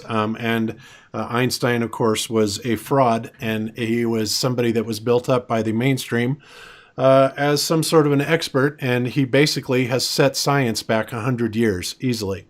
So now let's take what we just learned about this ether and the fact that what happens when you rotate this plate and you have the ether acting like a thick treacle, as Malcolm says, that basically sets a fixed speed for the speed of light.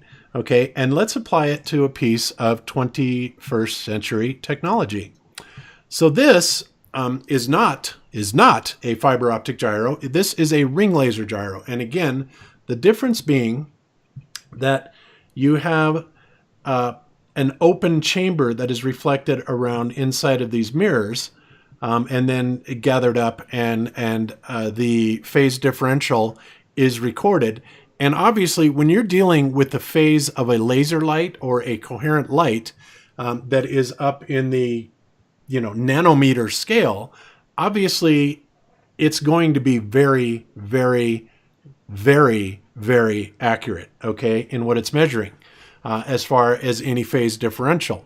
Of course, the problem is if the medium itself is moving, then they've got to compensate for that, because this device will absolutely pick that up. And that's why they have to do this calibration, not to compensate for the rotation of the Earth, but for the rotation of the ether. So now let's go to the Aviation Channel's video of how this is working precisely, using the Sagnac effect, which uses the ether, which Einstein said didn't exist, but yet we've got all of our 21st century technology built upon it. Let's hear what they have to say. Here we go. It is a completely new principle to us, and it depends on a property of light known as the Sagnac effect. Suppose that we have a circular tube and that we can send light round it in both directions.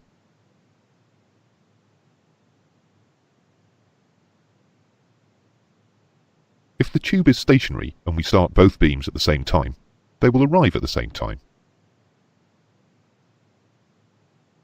However, if the tube rotates during the passage of the light beam travelling in the same direction as the end point in the tube takes longer to arrive, and the one travelling in the opposite direction takes a shorter time. We can measure this difference in light path and use it to detect rotation. In practice, it is difficult to make light travel on a circular path, but the same effect is achieved using straight light paths reflected by mirrors into a triangular pattern.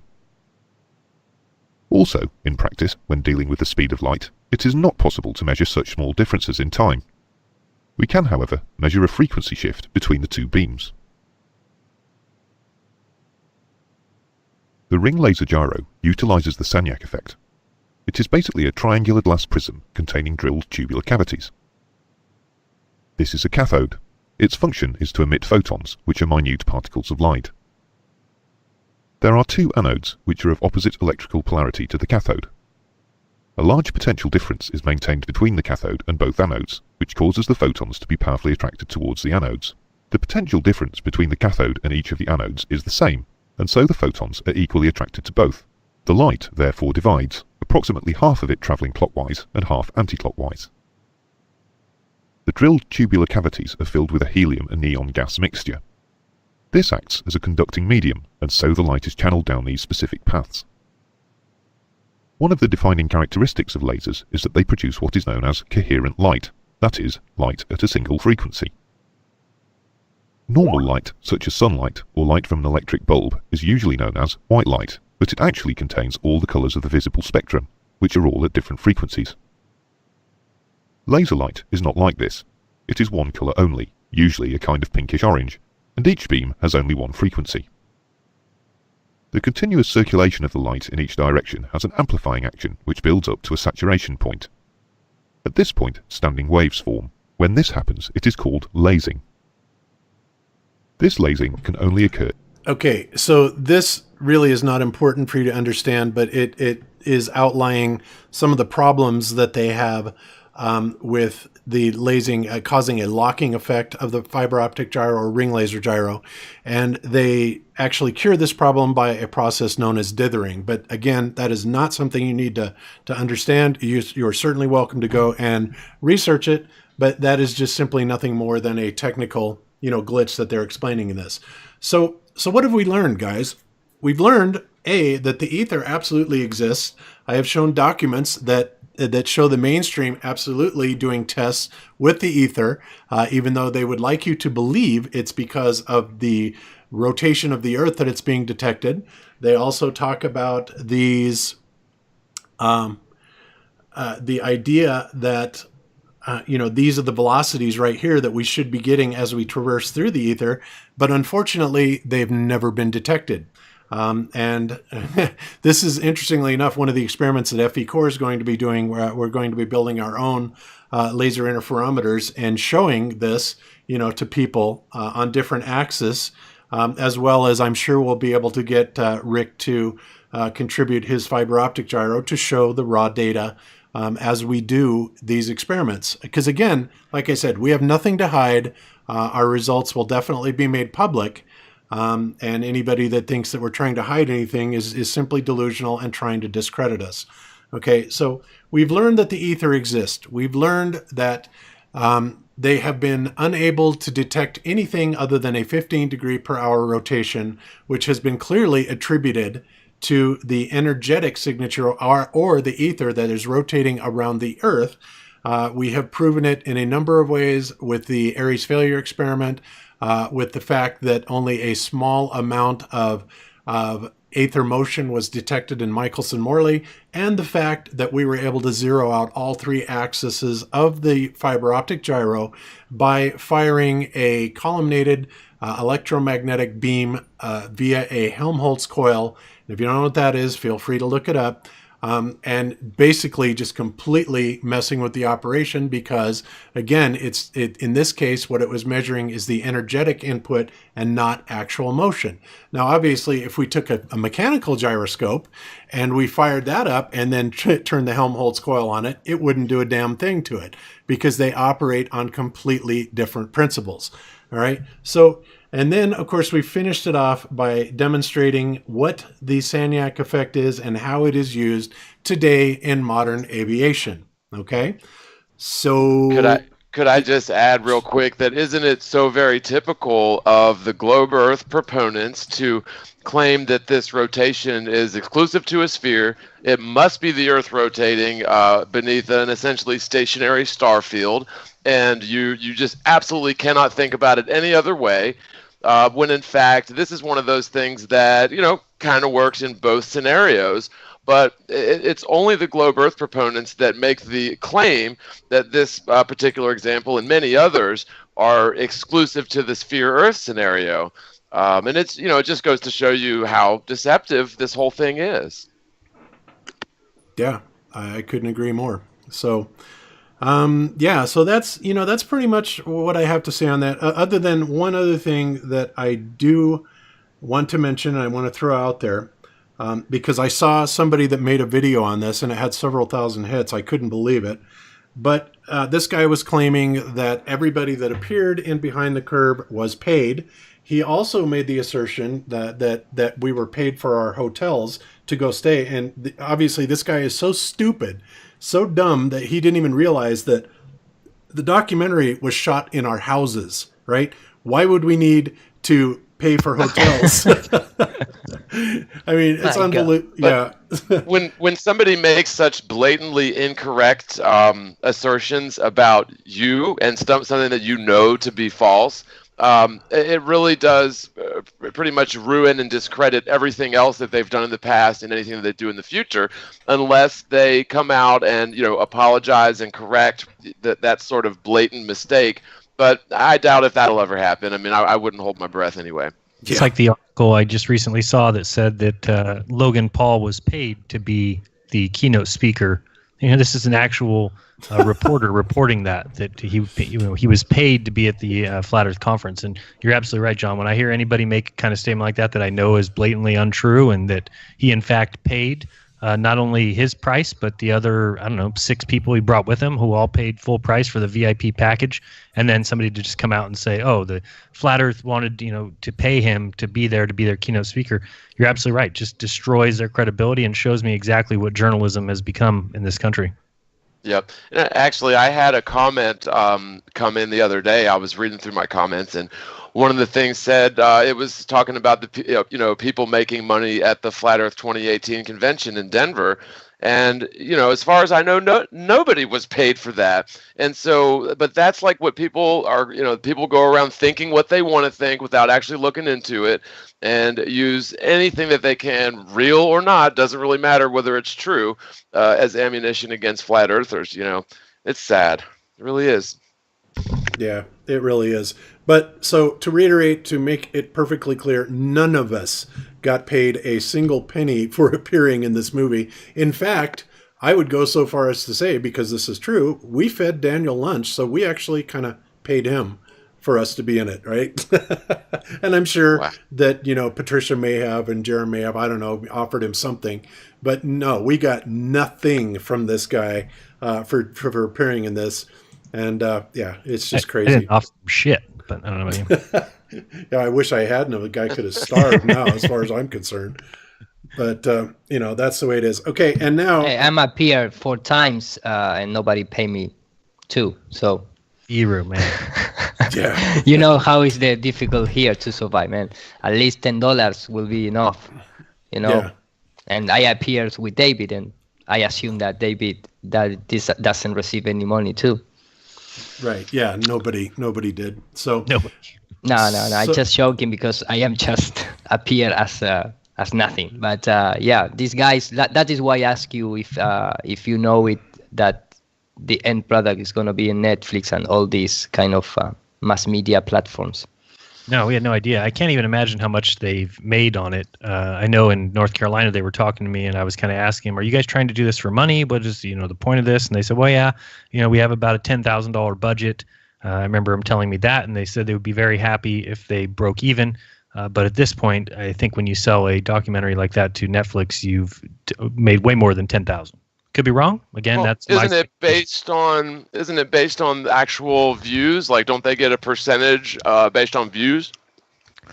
Yeah, I'm not sure because originally they sold it to, or it was on iTunes, and I'm assuming that they would get a majority of that. I don't know how much it is to put a movie on iTunes, but I'm assuming it's you make a pretty large percentage of each one that's downloaded. So I have no idea how many times that's been downloaded from there. And then with Netflix, I'm assuming that it would just be Netflix buys the outright rights to it.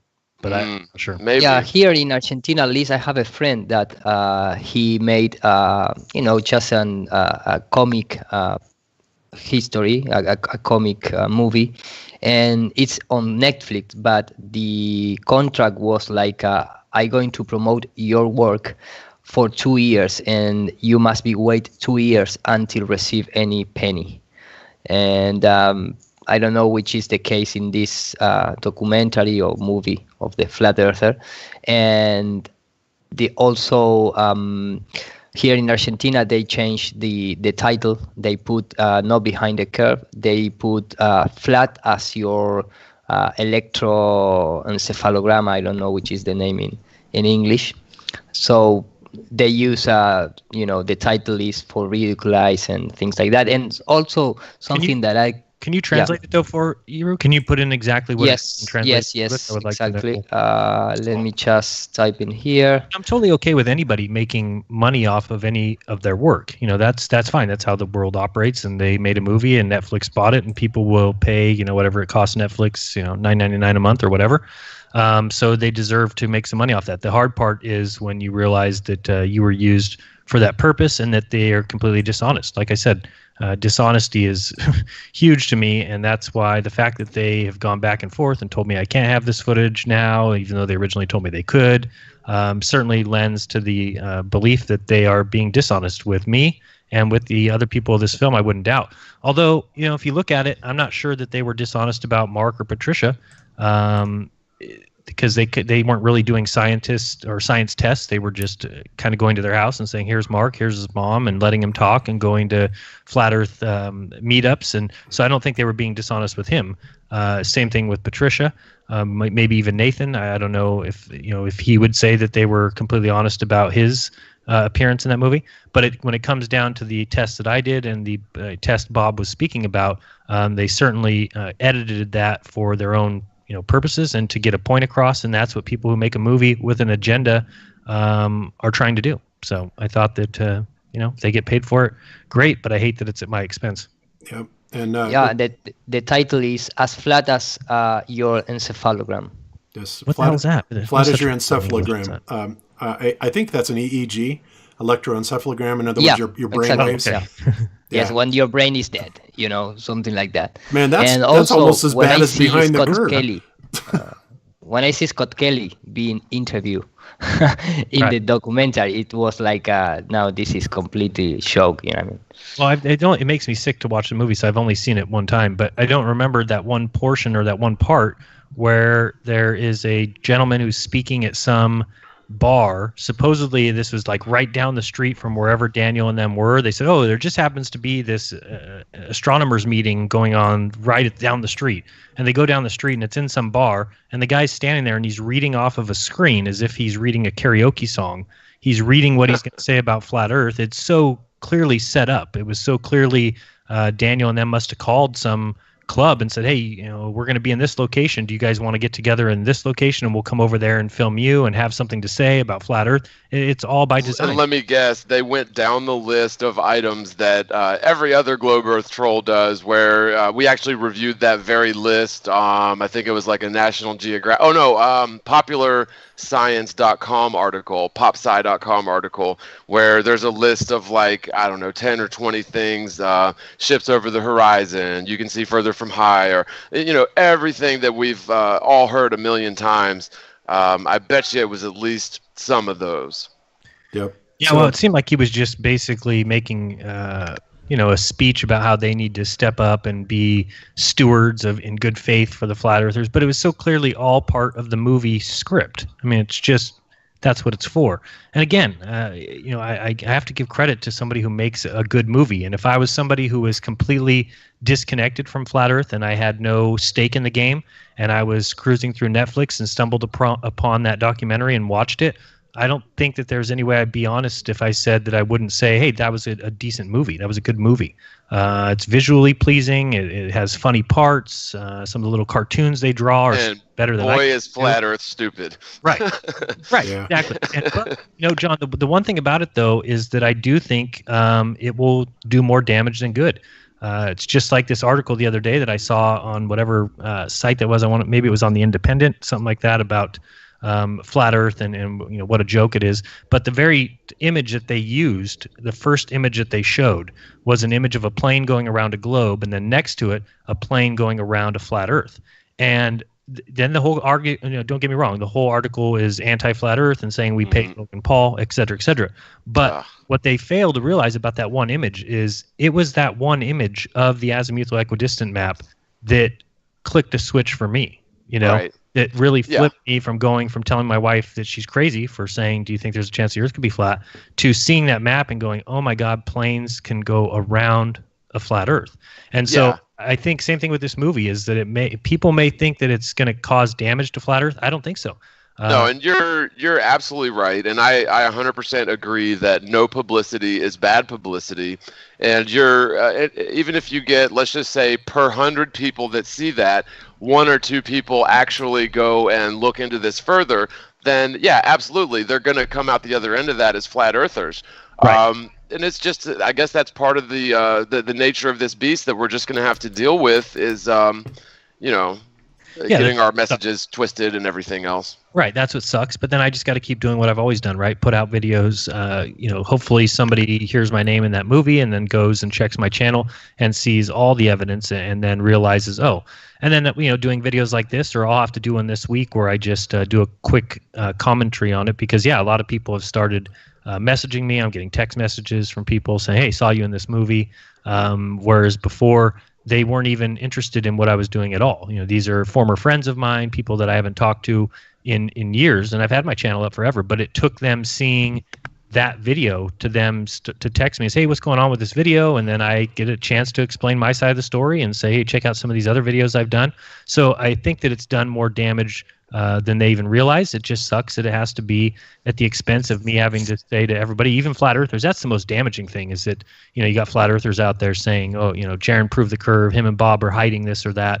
And then they obviously don't know me and they haven't watched the 350 videos on my channel. And I certainly have never hid anything from anybody, and I wouldn't. If I ever had any kind of test that proved curvature of the Earth, you can bet your bottom dollar that video after video after video would be me talking about the test, talking about the experiment, explaining the observation, asking questions about it, and coming to a conclusion ultimately that, hey, either this test does show curve or this test does not, and let's go back and let's rework it or see if we can figure out why we're showing what we're showing. You mean you wouldn't get on camera one time and make a simple comment and then never speak of it again? Right. Wow. He said interesting, and then that's it. And then the movie ends, and then that's the proof of the globe. And I go on making videos. I mean, we've talked about it before, and I don't think people realize it, that it would really be a blessing in disguise if somebody does come out with a test or an experiment that shows or proves curvature.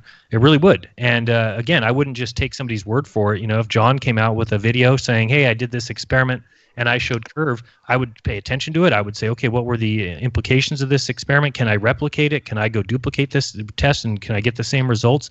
That's how I would handle each of those situations.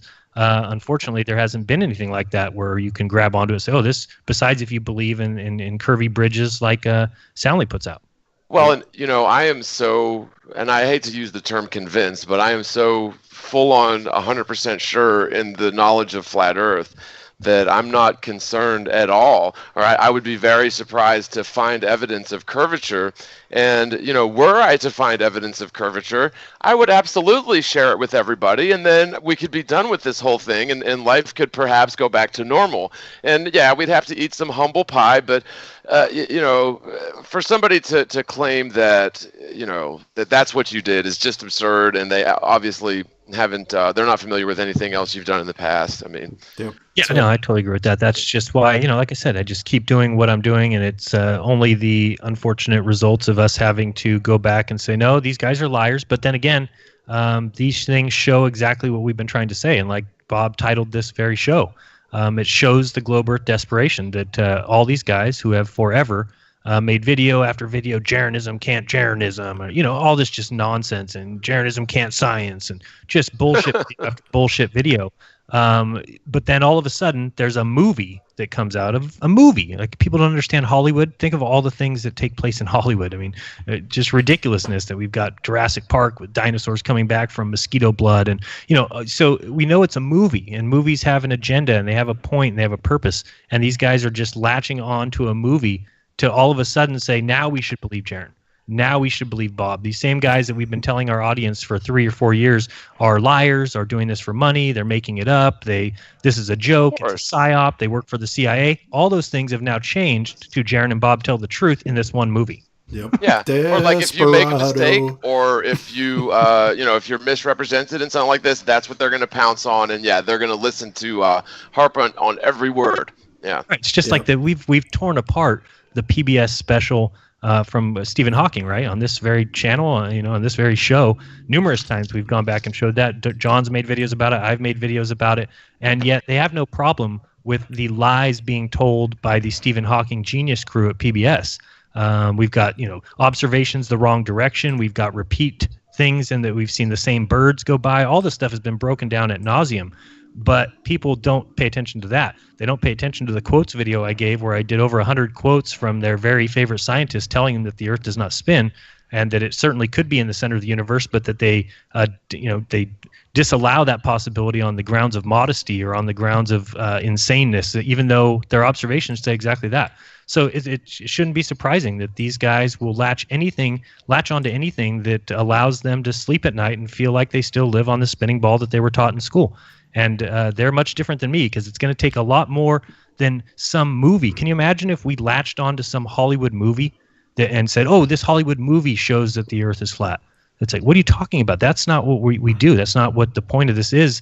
And I would never tell people when Red's Rhetoric makes one statement to go, oh, now we got to go now believe Red's Rhetoric who said these words. No, the guy's a liar, so I stop paying attention. That's how it should be. But no, these guys call us liars. But now all of a sudden, we prove the curvature of the Earth. Yep, absolutely. I mean, I think it goes to show that they have a secret infatuation that, literally they spend so much time trying to find an instance where we slip up to, to pounce and capitalize on that. I mean, goodness gracious. Yeah. Talk about get a life, dude. Yeah, for sure. Okay, guys. So I'm just going to make a couple last comments, then we're going to move on because we still have a lot of stuff to cover. But I do want to say that, as far as generating more interest in Flat Earth, that this may be a coincidence, but since the release of Behind the Curve on Netflix, Globebusters has picked up 3,000 subs, additional subs since that. So obviously something's going on there. Maybe it's just because people want to troll, but whatever. And then the other thing that I want to put out there. Thank you, Daniel. Thank you, Carolyn. Yeah, thanks, Daniel and Carolyn. Is this. Both with the last name Clark, but they're not related. No relation, right.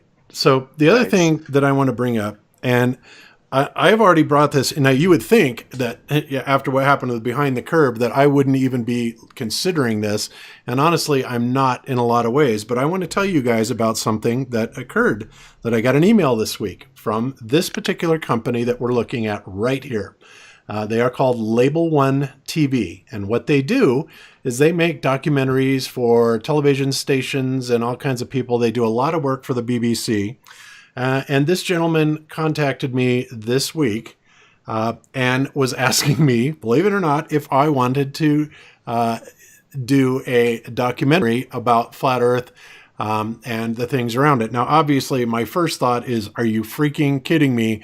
There's no way I'm going to do this. But I talked to some other people in the community, and surprisingly, the response is that, what you should try and do is if you do something like this, see if you can make it a contractual obligation or part of the contractual agreement that I would either get like the ability to, control the editing on what is presented about me in particular, or overall what is presented in this. And yeah, go ahead, Earl. No, just a quick advice, because the last 4 times that some journalists interview me for making an article, I ask him if is no trouble in record the complete interview. So I mean, exactly. If you're gonna make something like that, just ask him that just put your own camera pointing you and have like a backup just in case. Exactly. And I really wish, and I'm sure Jaron does now, that we would have had that. And in fact, when The Guardian was here, we had lots of people at the house, and they were all recording it, right? In case there was any major hit piece that we could go back and say, look what they actually did. So yes, that was suggested that, if I did something like this, to record the whole thing, also to see if we could build it into a contract, and also, explain to them what the whole deal was, show them what Behind the Curve. And like I said, surprisingly, a lot of flat earthers are saying, yeah, you probably should do it, but try and do it, with these caveats. So what I'm asking for from our audience, and believe me, I have not even responded to this guy yet. And like I said, my first initial impression was like, are you kidding me? But a lot of people seem to think it's a good idea. So I want to hear from the people our audience, other flat earthers, what do you think? Should I do something like this? If I do something like this, what type of conditions should I do? Or should I just tell them to go, F themselves? Which I have no problem doing, believe me. But here's another point to consider as well. If the producer knows ahead of time that you're going to be recording the whole thing as well, that may actually prevent them from going way off the rails with the way that it's presented. Just knowing that you could come back and show exactly what they did to to misrepresent you.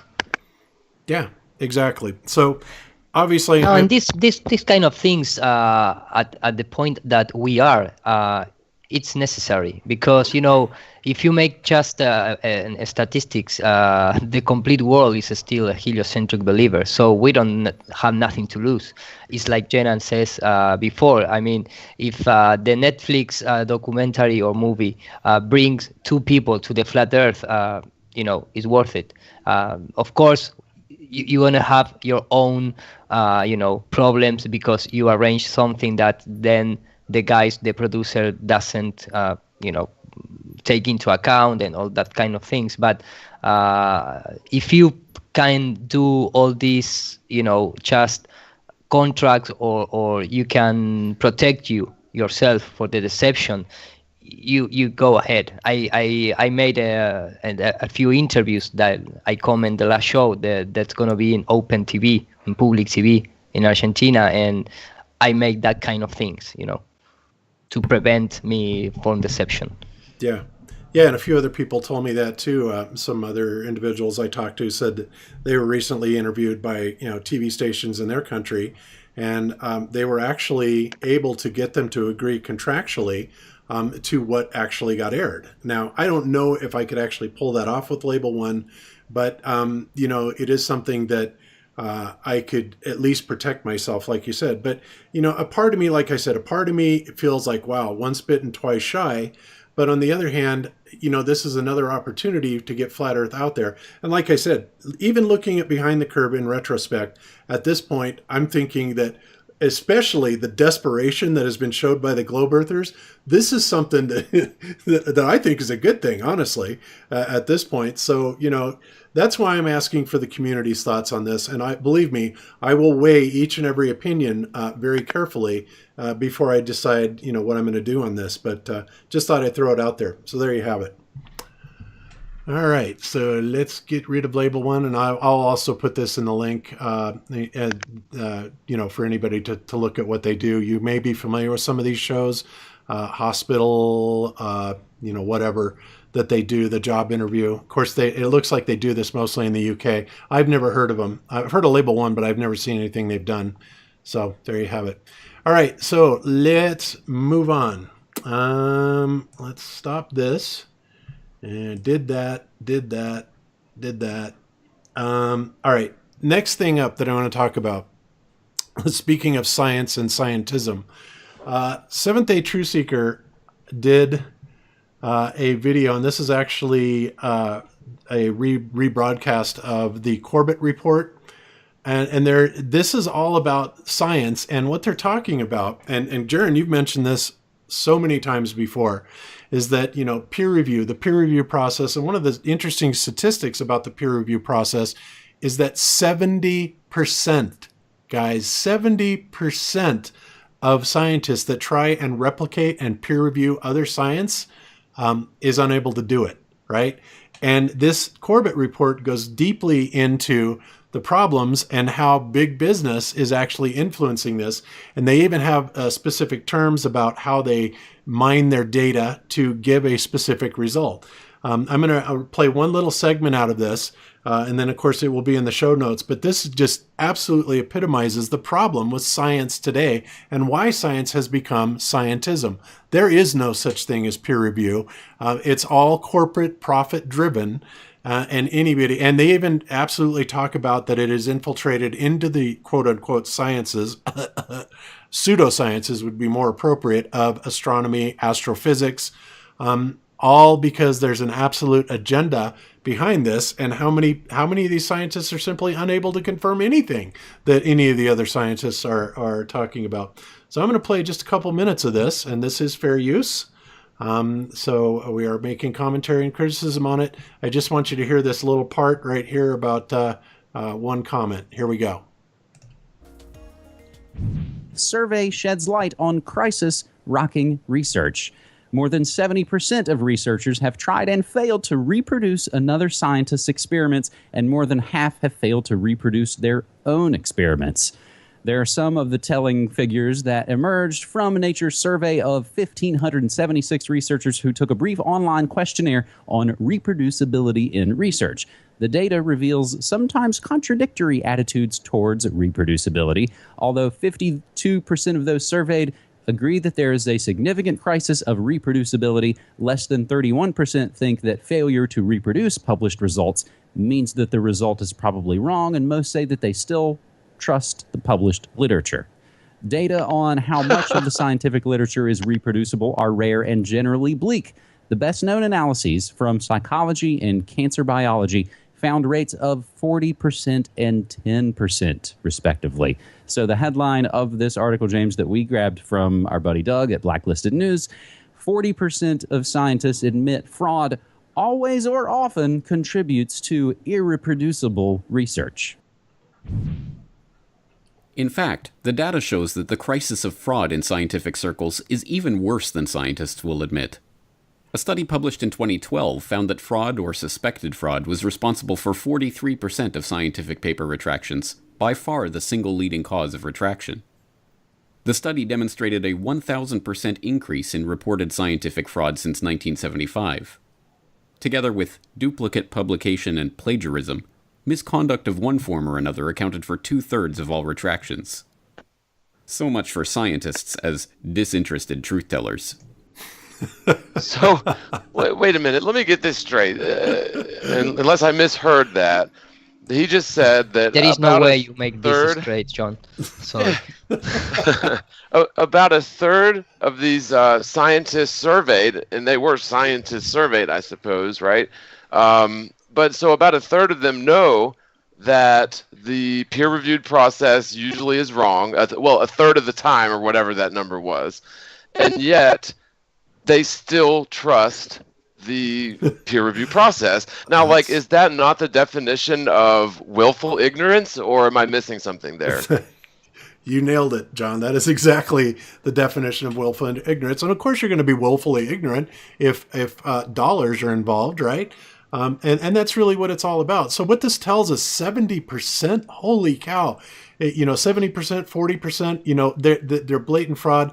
And they even go, the interesting part of this is at the very beginning of this, they started by highlighting a chocolate diet, right? That was absolutely a fraud and was started that way, to kind of facilitate this study, right? And people bought into it. It made mainstream everywhere, publications all over the place, absolutely insane. And they listed, example after example after example across all disciplines of science, and saying that, really what the main determining factor is of course the money. And they even have a name for it. I forgot what they called the name, but it's when they want to skew the results, as fraud. being right. Yeah, it's fraud. Fraud. Yeah. But there's a Lions. actual. I think it's lions. That's the technical term. Yeah, there's an industry technical term for it. There's two of them, and I forgot what it's called. But anyway, you guys can watch this. Absolutely amazing. So what does that tell us? I mean, does that actually instill any confidence in the scientific community at all? To me, no way. And of course, the trolls will come back and say, oh yeah, you sit here and talk crap about science while you use your computer to broadcast this method and all this stuff. And as I've said before, it's like, look, what we're using today is technology that has been literally around for centuries.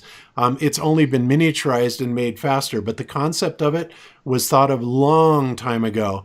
So really, scientifically, we have not really gone anywhere. And in NASA's case, we've gone backwards, right? So yeah, now if you take a look to the astronaut suit on the Mercury mission, or Gemini mission, it's like super comfortable cloth and really lighter cloth, and right now the suits for for the space are completely bullshit. I mean, the spaceships are the same from the 45 years ago. We use the same motor, the same techniques. Nothing changed. It's like the car industry, Yep. Yeah. One thing I was looking at today, they've got the phone chargers where it's basically like a plate, like a circular plate, and you just rest whatever rechargeable battery that you need to recharge on that plate, and it recharges it. And this is what appears to be principles that Nikola Tesla wanted to implement, almost 100 years ago. And of course, the powers which ought not be prevented that all from happening. But yeah, we're just now getting little trickles of these technologies, which we should have been benefiting from for at least decades and decades, if not going on 100 years now. Yeah. But it's all about the Benjamins, baby. Yeah, it is. It's all about the Benjamins. So, and then in that same vein of science, and Jaron sent me this particular video, which we're about to watch, just before the show, and I about fell off my chair when I saw this. Talk about science going backwards and the fraud of science. Jaron, I don't even know how to introduce this video.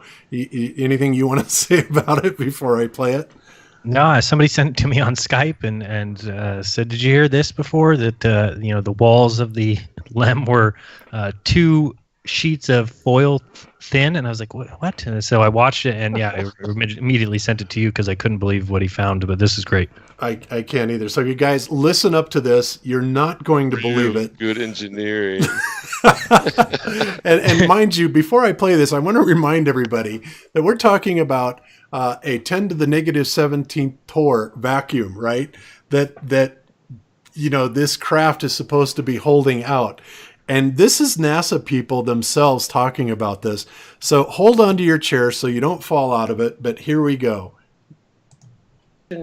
Of the LEM. Hold on a second. The skin on the crew cabin was very thin, and that was all done because of weight savings. Weight was a very critical item that always had to be considered in anything that you did.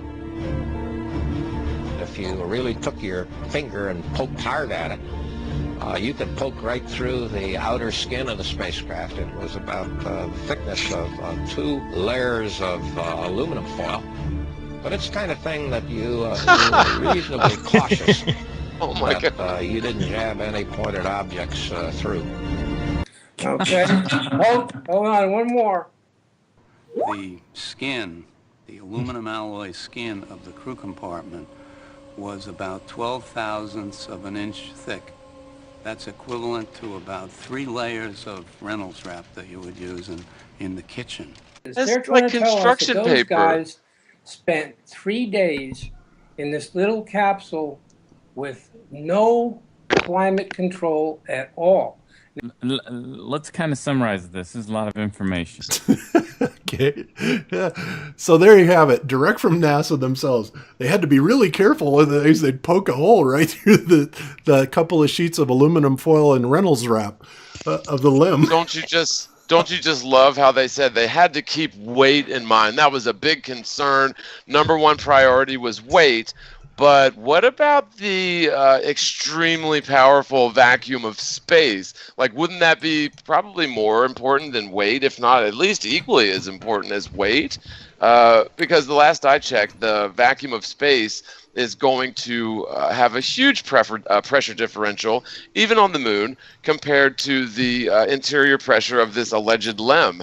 And for them to say that it was 12 thousandths of an inch thick, or whatever they claim, that's just absolutely absurd. I mean, I cannot believe that people bought that. Especially in stark contrast to the Sandusky vacuum facility, which has 8-foot thick concrete and steel walls to hold out a much lesser vacuum. Go ahead, Hiru.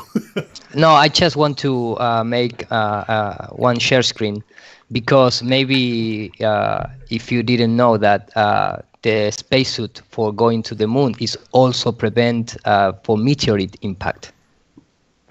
Of course it is. Sure. Yeah. Look, you can. I don't know if I'm sharing the screen now. Oh, yeah, you are. Let me go ahead and switch to you. Okay, and let's take a listen to the official narrative based on the spacesuit. Here we go. at the Manned Spacecraft Center in Houston. This white garment, what is that for? Do you wear that? This is his thermal meteoroid garments. It's made up into layers. These are the layers of material. The first layer is a Nomex cloth. This whole garment provides protection against radiant energy impinging on the suit from the sun and also reflected from the moon, and also protects him against meteoroids. He's protected against meteoroids. This is energy impinging on the suit from the sun and also reflected from the moon, and also protects him against meteoroids. This is a most interesting insulation. This insulation only works in a vacuum. It's very similar to the material that we have in a thermos bottle on Earth. It's as though the men were completely enclosed in a thermos jug. And it kept going and going with bullshit. And I always think in terms of, stop sharing, why this supposedly magical suit is not given to the fireman, for example, to enter into, a building with fire. Yeah, it's like everything proof, isn't it? I mean, these suits are magical. They can, fight with any kind of environment, in the worst conditions. So, yeah. Well, yeah, that's a good point. There's other instances where NASA is allegedly preventing scientific agencies from saving lives. Like, there's one example where tornado experts, the guys that are responsible for giving tornado warnings, looking at the meteorological data, they claim that if NASA would release their real-time satellite data of the essentially cloud formations on that large scale from their alleged satellites in real time, they could increase the warning time for tornadoes by something like 30 seconds or a minute or something like that, which is pretty drastic, as the tornado warning time is just a matter of seconds. But for some reason, and I think we know what that reason is, NASA will not share that data with the tornado forecasters. And so, just another example of where NASA will never admit that they don't have the data. They'll just say that it's, I don't know. I don't know what their excuse is, honestly. They'll just make it up. But, you know, and I hate to be unkind, but honestly, after all the evidence that Globebusters and Jaron and you and Iru have all presented, and all the other Flat Earth channels, everybody have presented about NASA fraudery and the impossibility of this, if you are still a believer in the ball Earth and a believer in the space missions, I'm sorry, but you're an idiot. I just, there's just no other way to say it. I don't want to be unkind, but wow. Especially when you hear them admit this stuff. It's hard to let go of the ball. I mean, it really is. There was a period when, although I was definitely a flat earther, it was really difficult for me to not think in terms of the ball Earth. I mean, there was a period when I, may have second guessed myself a little bit, but that's natural. Although, if somebody's been exposed to this for years, like some of the well-known trolls, and we all know who they are, yeah, it does raise some flags, because you'd think that some of this stuff would be absorbed by simple, exposure to it, but apparently not, and it just leads you to question their integrity and their actual motives. Yep, absolutely true. Okay, so moving on. Here's another hot news item. I'm sure everybody has seen this. It was in multiple publications. And when the mainstream does this and they really want to get something out there, they blitzkrieg everybody with it, right? Here's just an example of 3 of them stating this new discovery. Here's RT, here's Newsweek, and of course... Yeah, it's fantastic. It's unbelievable. It's fantastic. So now the Earth's atmosphere is discovered to be 391,000 miles. Our Earth's outer atmosphere, I'll just read it. Researchers have made an incredible discovery. The Earth's outer atmosphere extends much further than expected, stretching to 630,000 kilometers or 391,000 miles, which is roughly 50 times the diameter of our planet. Obviously, you cannot breathe there, as the atmosphere becomes more tenuous the further from Earth's surface you are, but this finding has important implications for space travel and space observatories. Got to wonder what that is. Okay, the findings reporting in the Journal of Geophysical Research, Space Physics, there's a joke for you, were possible thanks to decades of observation from the ESA NASA Solar Heliospheric Observatory, or SOHO. The observations were actually made decades ago and can only be done at certain times of the year. But they're just now figuring it out. So apparently they're saying that they don't even look at their own data. And it took some, Russian team all this time to figure this out. And all the time they're launching craft into this. And, now they're saying it makes a significant difference to space travel. It's like, really, it doesn't seem to have bothered, any of the other so-called space agencies. But the thing that really killed me, and I love this line right here. It says, the data showed that the Earth's exosphere is slightly denser than interplanetary space for a significant distance. At the moon distance, on average of 384,000 kilometers or 239,000 miles, there are only 0.2 atoms per cubic centimeter. All right, now think about that. What are they saying? They're saying that there's 1/5 of an atom. 1/5. They're measuring this, right? 1/5 of an atom per cubic centimeter. It's hilarious. Yeah. We're still waiting for the particle, church in time, for the time particle to bend the space and time. But these guys measure the 0.2 atom, and we are waiting for some kind of atom. Right. Yeah. So this is makes perfect sense. And I'm curious to know what sort of instrumentation did they use to measure this. I guess it would be a satellite, but of course that falls directly into the realm of something that nobody can verify. You can't satisfactorily falsify it because nobody I know has a personal satellite. I don't think you can even get such a thing. And well, maybe you can. I think you actually can buy a satellite. But basically what you get is telemetry data, which absolutely could never be faked. That sort of thing could never, ever be faked in a million years. Yeah. Sarcasm. But, at 37,000 miles from Earth, there's still 70 hydrogen atoms. Hydrogen atoms? Really? Wow, I didn't know there was such a thing. Thought it was a molecule. Anyway, 70 hydrogen atoms per cubic centimeter. And the density only drops down to less than 1 atom per cubic centimeters.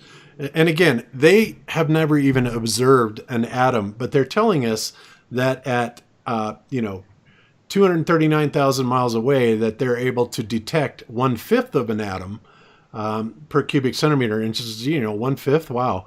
So that would mean per 5 cubic centimeters there would be 1 atom. Amazing resolution that they make up, out of their minds. So yeah, I just thought this was absolutely hilarious. And I don't know exactly what their point is that they're trying to, pull off with this. But guys, if you want comedy, go to the RT one and read the comments. I swear to God, the flat earthers and critical thinkers have absolutely inundated this comment section, calling out NASA and their utter fraud from the beginning to the end. But you've got a couple of the NASA fanboy defenders, probably, Soundly and Red's Rhetoric in here, trying to, put a damper on this thing. But I mean, they're absolutely getting stomped on this. It's crazy. It's so funny. But yeah, good comedy. Everybody is aware of this, but you have to wonder what exactly is the purpose of this release. Are they trying to kind of tamp down the idea of what Dr. John just revealed, or what Globebusters covered about the vacuum of space, or Paul on the Plane about the impossibility and these fantastic Tor values that are so intense? You got the one side of the fence, like idiots like Wolfie 6020 saying, it doesn't matter. You can double your pressure in a tire. It doesn't make any difference. And that's just the same as if you take your 30 PSI all the way down to 0. It's like, no, it's not the same. Once you get below 1 PSI or 1 torr, the scale goes into an exponential scale, and the power, the absolute, difference of potential, I guess you could say, increases exponentially dramatically.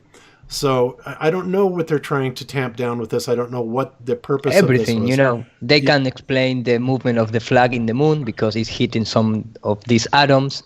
The debris that change orientation is because it's hitting some of these atoms, and so on and so forth. You know, they are saying like, of course I'm being sarcastic, but this kind of nonsense, you know, they have been studying the space. They send 6 missions to the moon, and they have 100 of satellite that they put in orbit, in perfect geocentric orbit, things like that. And just now you realize there are zero point 0.2 the size of the atom covering the extended beyond the exosphere and things like that. I mean, it's like the Pluto planet, you know. After 60 years, right now the Pluto is not more than a planet. You know, Yeah. this kind of, it's like Jaron says, like if tomorrow someone of NASA come and say, you know what, the speed of the sun traveling through the space is the double. Okay, perfect, no problem. Yep. There you have Well, it. here's another point to consider as well. You know, Wolfie says that, you know, the whole analogy with the tire. Well, let's talk about spacesuits. The tire, when you've got that pressure differential, is rigid. Even the Mythbusters did an experiment where they had the vacuum chamber and the little glove going into it, and they had the pressure differential, and you know, it was very difficult to wiggle the fingers and move the arm around, just as it would be very difficult to walk around in a suit that was, you know, similar to the pressure of a tire. It would be impossible, and yet NASA claims to have these suits that are using this same principle. You know, you've got a pressure differential, allegedly, of relatively high pressure within the suit and the near perfect vacuum of space outside of the suit, or, well, I guess you've got 1/5 of a particle per cubic centimeter, or whatever they said, which is ridiculous. But you know, the fact that NASA claims to walk around, you know, do spacewalks, use their fingers for very dexterous tasks is proof that they're definitely not in this vacuum of space. They're most likely filming in the underwater tank that we've all seen. And, you know, it's just proof. I mean, it's obvious, factual proof, evidence that at least the videos that they send us of spacewalks are forgeries. So they're caught. And, you know, what do they do about it? They just continue on doing spacewalks, and people keep believing them. That's how simple it is. Yeah, it's crazy. But, you know, that's why we do what we do, right, guys? You know, just call them out, show this every single day, show the proofs to the contrary. And like I said, I could give a flip about convincing the trolls of what's going on. They're irrelevant. That's why I don't acknowledge them. That's why I delete their comments. I don't care what they say. I don't. Because I know that there are still enough critical thinking people out there that can listen to what we're presenting and use their own discernment, use their own abilities, and if they truly are interested, they're going to pursue it and do their own investigations. And that is exactly what we want people to do. We don't want people to take what we say sight unseen. Jaron and I have said that from day one. Our goal here is to provoke thought and critical thinking, and that is, you know, why we do what we do. So as far as any trolls coming here, you know, writing in the comments, trying to convince me of others or others in the comment section, knock yourself out, but I'm just going to delete them. I do. I always have. I always will. And I make no compunctions about it. I don't care what the trolls have to say. I just don't. So, all right, moving on. So we've got this new video that Dr. John D. Has done this week, and it's brilliant because he did this basically to supplement something that Nathan Oakley has been saying a million times, and we have too. I mean, it's not just Nathan, it's several people in the community, is that you simply cannot have a pressurized system adjacent to a vacuum, right? Can't happen. And of course, the response, the rebuttal from the ball earthers is that, well, no, it's a graduated thing. Yeah, that's what's happened. It's graduated until you get down to there's no pressure whatsoever. Well, John D. did this demonstration, and it's magnificent because what he's done is he simply took a beaker, he rinsed it out with water, shook all the water out of it so that it only had water droplets on the inside of it. And then what he's doing here, let's see if we can, we got his vacuum running basically, is he put it inside this bell jar, and he turned on the vacuum. Well, what happened? Well, as soon as the pressure dropped down low enough inside the bell jar, what happened is the gas particles, the water particles turned into water gas or gas particles from the water vapor. All right. And in addition to that, you can see that they have completely disappeared off the beaker or anywhere on the inside of the bell jar where they may have been, right? There's nothing there. So basically what has happened is these very few drops of water that were actually left and stuck to the inside of this beaker have now nebulized and turned into a gas, okay?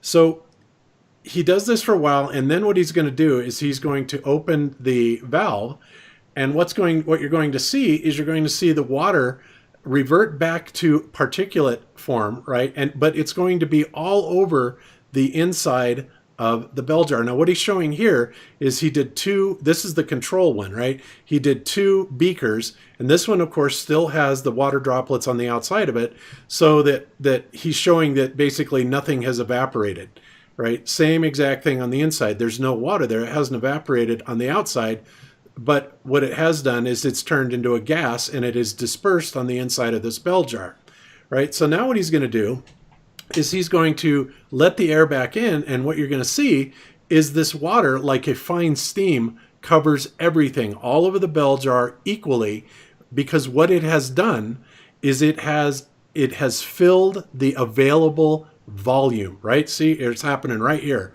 Look at it. All that water, just those few water drops that were in there, have now gone everywhere in the bell jar. Gravity made no difference whatsoever. So gravity is not... I was just gonna say anti-gravity water drops. It's so funny, right? Because it's become a gas, and a gas will fill in a vacuum. It will fill the available volume. That is the point that Nathan has made. That's the point that we have made, and a million other people have made, and demonstrating that no, you don't have this graduated gravity thing, going on here. It fills the available volume, right? So Dr. John then starts coming up to his conclusions now. Now he's made the observation, right? And this is an observation, not an experiment, because, hat tip to Nathan Oakley, because I definitely don't want to get the wording wrong. But yeah, here's his dedication placard. I cringe when trying to remember how many times Nathan has had to repeatedly explain the concept behind this observation. So he felt inspired to do a simple video. So let's kick forward here. All right, so the main observation were that the liquid water droplets on the side of the glass beaker gradually became smaller in size over time. Why? Because they were converting to a gas. After a couple of minutes, the liquid water droplets could no longer be seen on the side of the glass beaker. The glass beaker on the outside of the chamber still had water droplets on it after the observation. This was to show that the evaporation of water due to temperature was not responsible for the observed loss of water from the side of the glass beaker inside the chamber.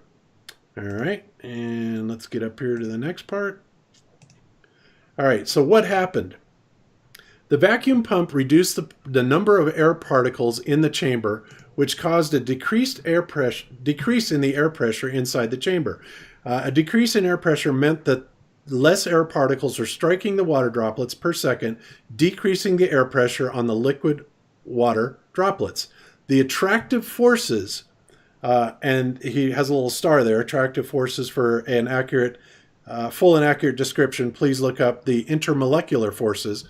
Okay, so the attractive forces between the liquid water particles of the water droplet and between the liquid particle droplets and the water glass, and the glass were still present. Sorry, guys. Due to the reduction in air pressure, the liquid water particles with enough kinetic moving energy overcame the attractive forces and became water gas particles. The water gas particles spread out throughout the chamber, filling the available space. It's exactly what we just said. All right. So let's go on. So now he says the water droplets on the glass were stationary because of the forces on the water droplets were balanced. The downward force, termed by consensus as gravity, was not strong enough to overcome the attractive forces between the water droplet and the glass and the attractive forces, between the liquid water particles themselves.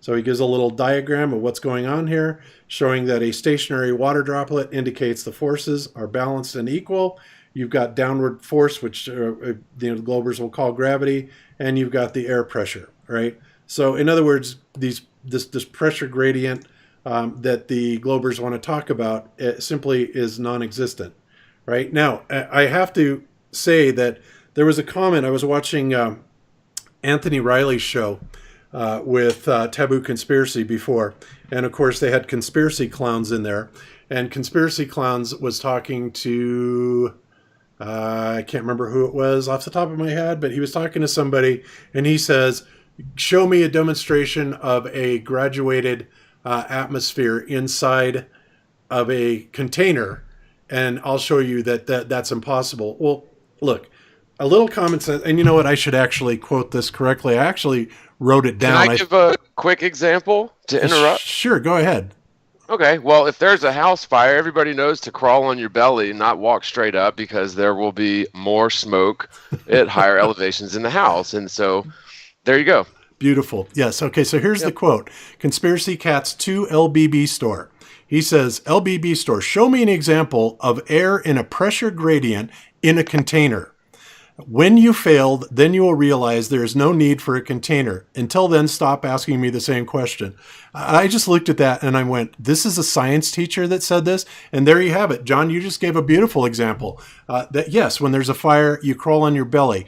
And to assume, so Conspiracy Cats is saying that if I took a chamber, right, and it was a sealed chamber, and say it was 100 feet high, and it had nothing but air in it, and we took barometric pressure at the very bottom, where all the quote-unquote gravity is drawing the air down to the bottom, and then we went up 100 feet and took another barometric reading. He's saying that there will be no gradient of air pressure, which is utter horse manure. Of course there's going to be less pressure at the top because of the quote-unquote weight of the air. It would be the same thing. Air is a fluid.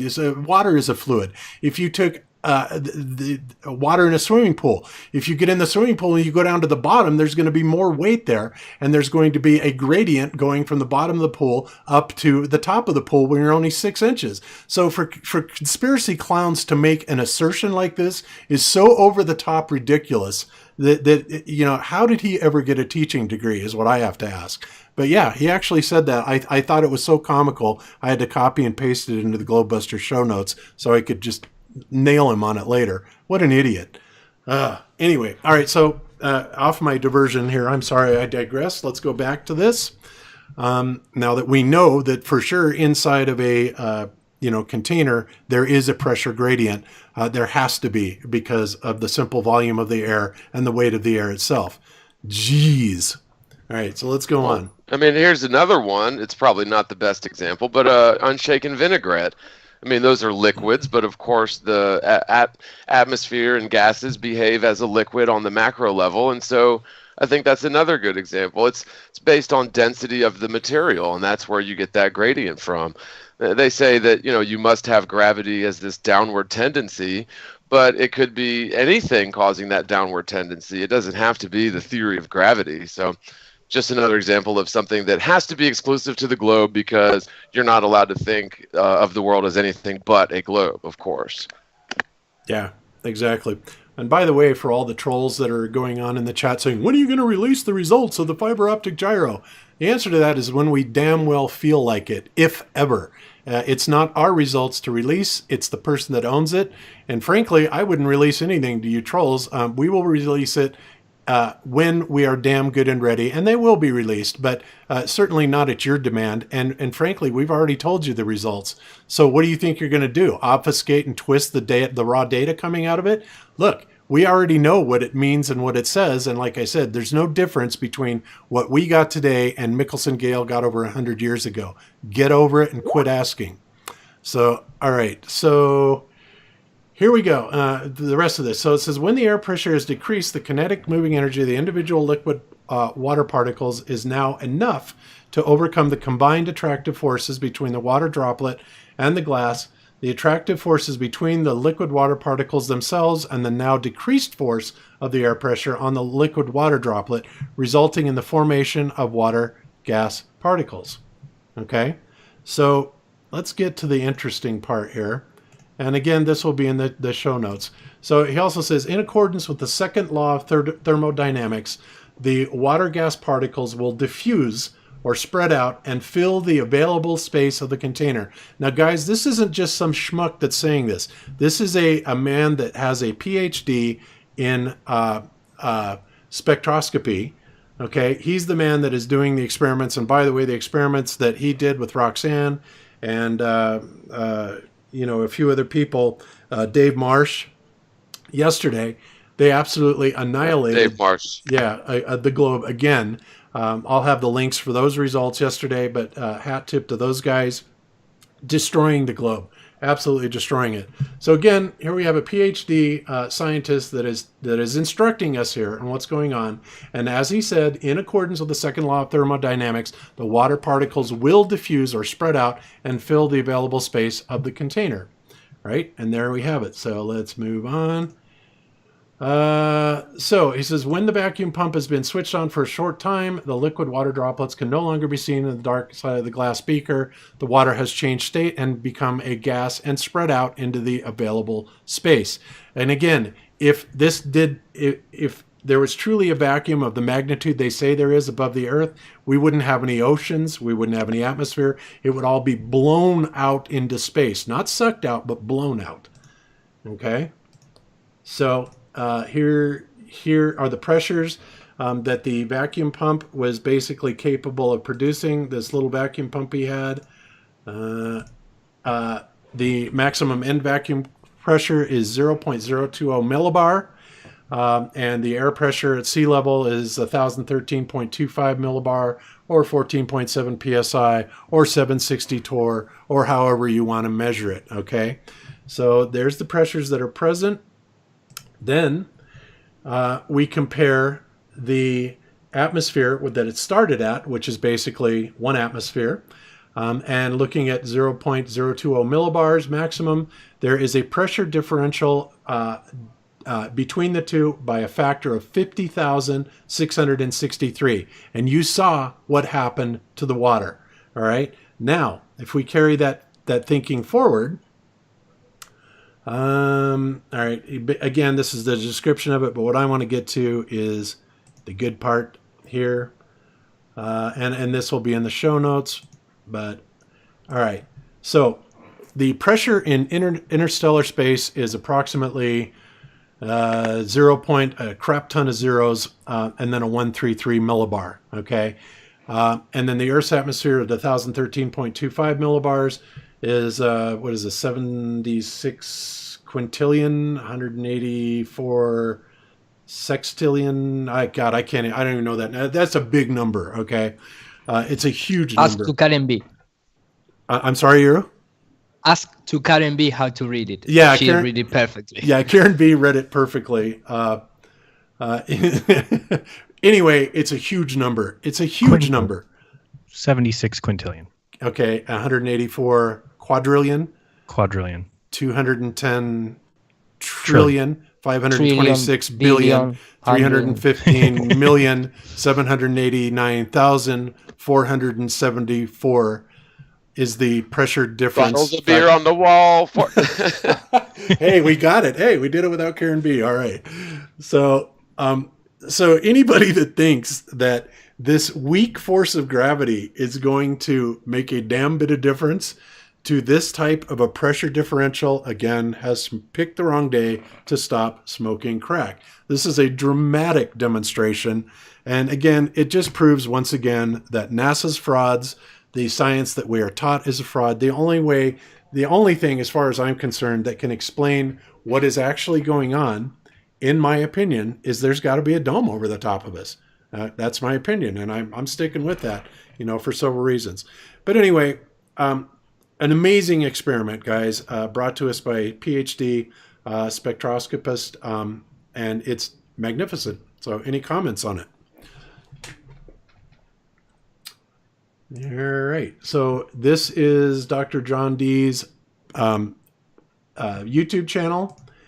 This is Roxanne the Globalist Denier's YouTube channel. I don't think she's actually still live now, but whatever. And This is Dave Marsh's, and these were some of the major people that participated in this. Now, I will also say that Dr. John D invited a lot of the major Globy figureheads, and of course they won't show up because, when these results like this come out, they cannot be a part of it. Because then their Glober community would crucify them and say they were shilling, right? So they simply don't show up. And what they will do is they will sit back and comfortably criticize everything that Dave, Roxanne, and John did, telling them how they did it all wrong and how it should have been done. Of course, after they have a chance to radio home and get their script from the troll headquarters, right? And hey, would you mind sending me a link to that or a video on that in the Skype chat? With the one that I just covered? Yeah. Yeah, it'll definitely be in the show notes, but yeah, I'll put it in the Skype chat right now. Oh, if it's in the show notes, I'll get it that way. Okay. Yeah. Or Thank you, sir. Okay. Yeah, no problem. There's actually several versions of it. This one by Seventh Day Truth Seeker. He put a little bit of music in it because, as you know, Dr. John D makes kind of dry videos without any sound to them or anything. And then, of course, Karen B did a completely narrated version, which is actually much more palatable as well. So nice. There you have it. Thank you, sir. You're Appreciate welcome. that. All right. So next up. All right, this one's good. So this particular video, hat tip to Cunningham's Law, is coverage of a balloon that was launched back in the 50s, I believe, where they had a capsule on it and they had a telescope on the inside of it. And the idea behind this is they wanted to see what was going on up in space. So this is one of the very early balloon experiments that were done. And even then, I think they realized that there was something terribly wrong. My opinion is that when you get to a certain altitude, and I still want to do this balloon experiment one of these days, is that once you get to a high enough altitude that the stars simply will disappear, like the astronauts have said so many times, because there's no atmosphere for them to manifest through. Okay, so here we have the capsule going up, and as you can see, there's like a telescope on the top of it. And they're going to show us in this balloon back in the 50s what space actually looks like when you get up to the altitude that this is capable of. I would guess somewhere between 50 and 100,000 feet. Now, guys, this is another one of those things where you're going to want to hold on to your seat because you're going to fall off laughing. I'm going to slow this down to about 0.25 as soon as it starts. But here we go. Here's space.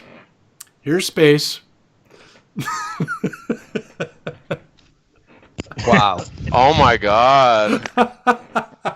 That is the worst fake space ever. Isn't it? Really? And is that supposed to be like legit footage from that balloon? They claim that it is. Obviously, it's not, but they claim that it is. You know it's real because it looks so fake. Oh, I forgot. You're right. Oh my goodness. That is absolutely redonkulous if that's true. Yeah. And, obviously it's not space. No. So, and the ballers are going to come back and say, no, that's a spoof. It was an onion piece or something, whatever. But, apparently 62 filmmakers claim this is a real photograph of the moon.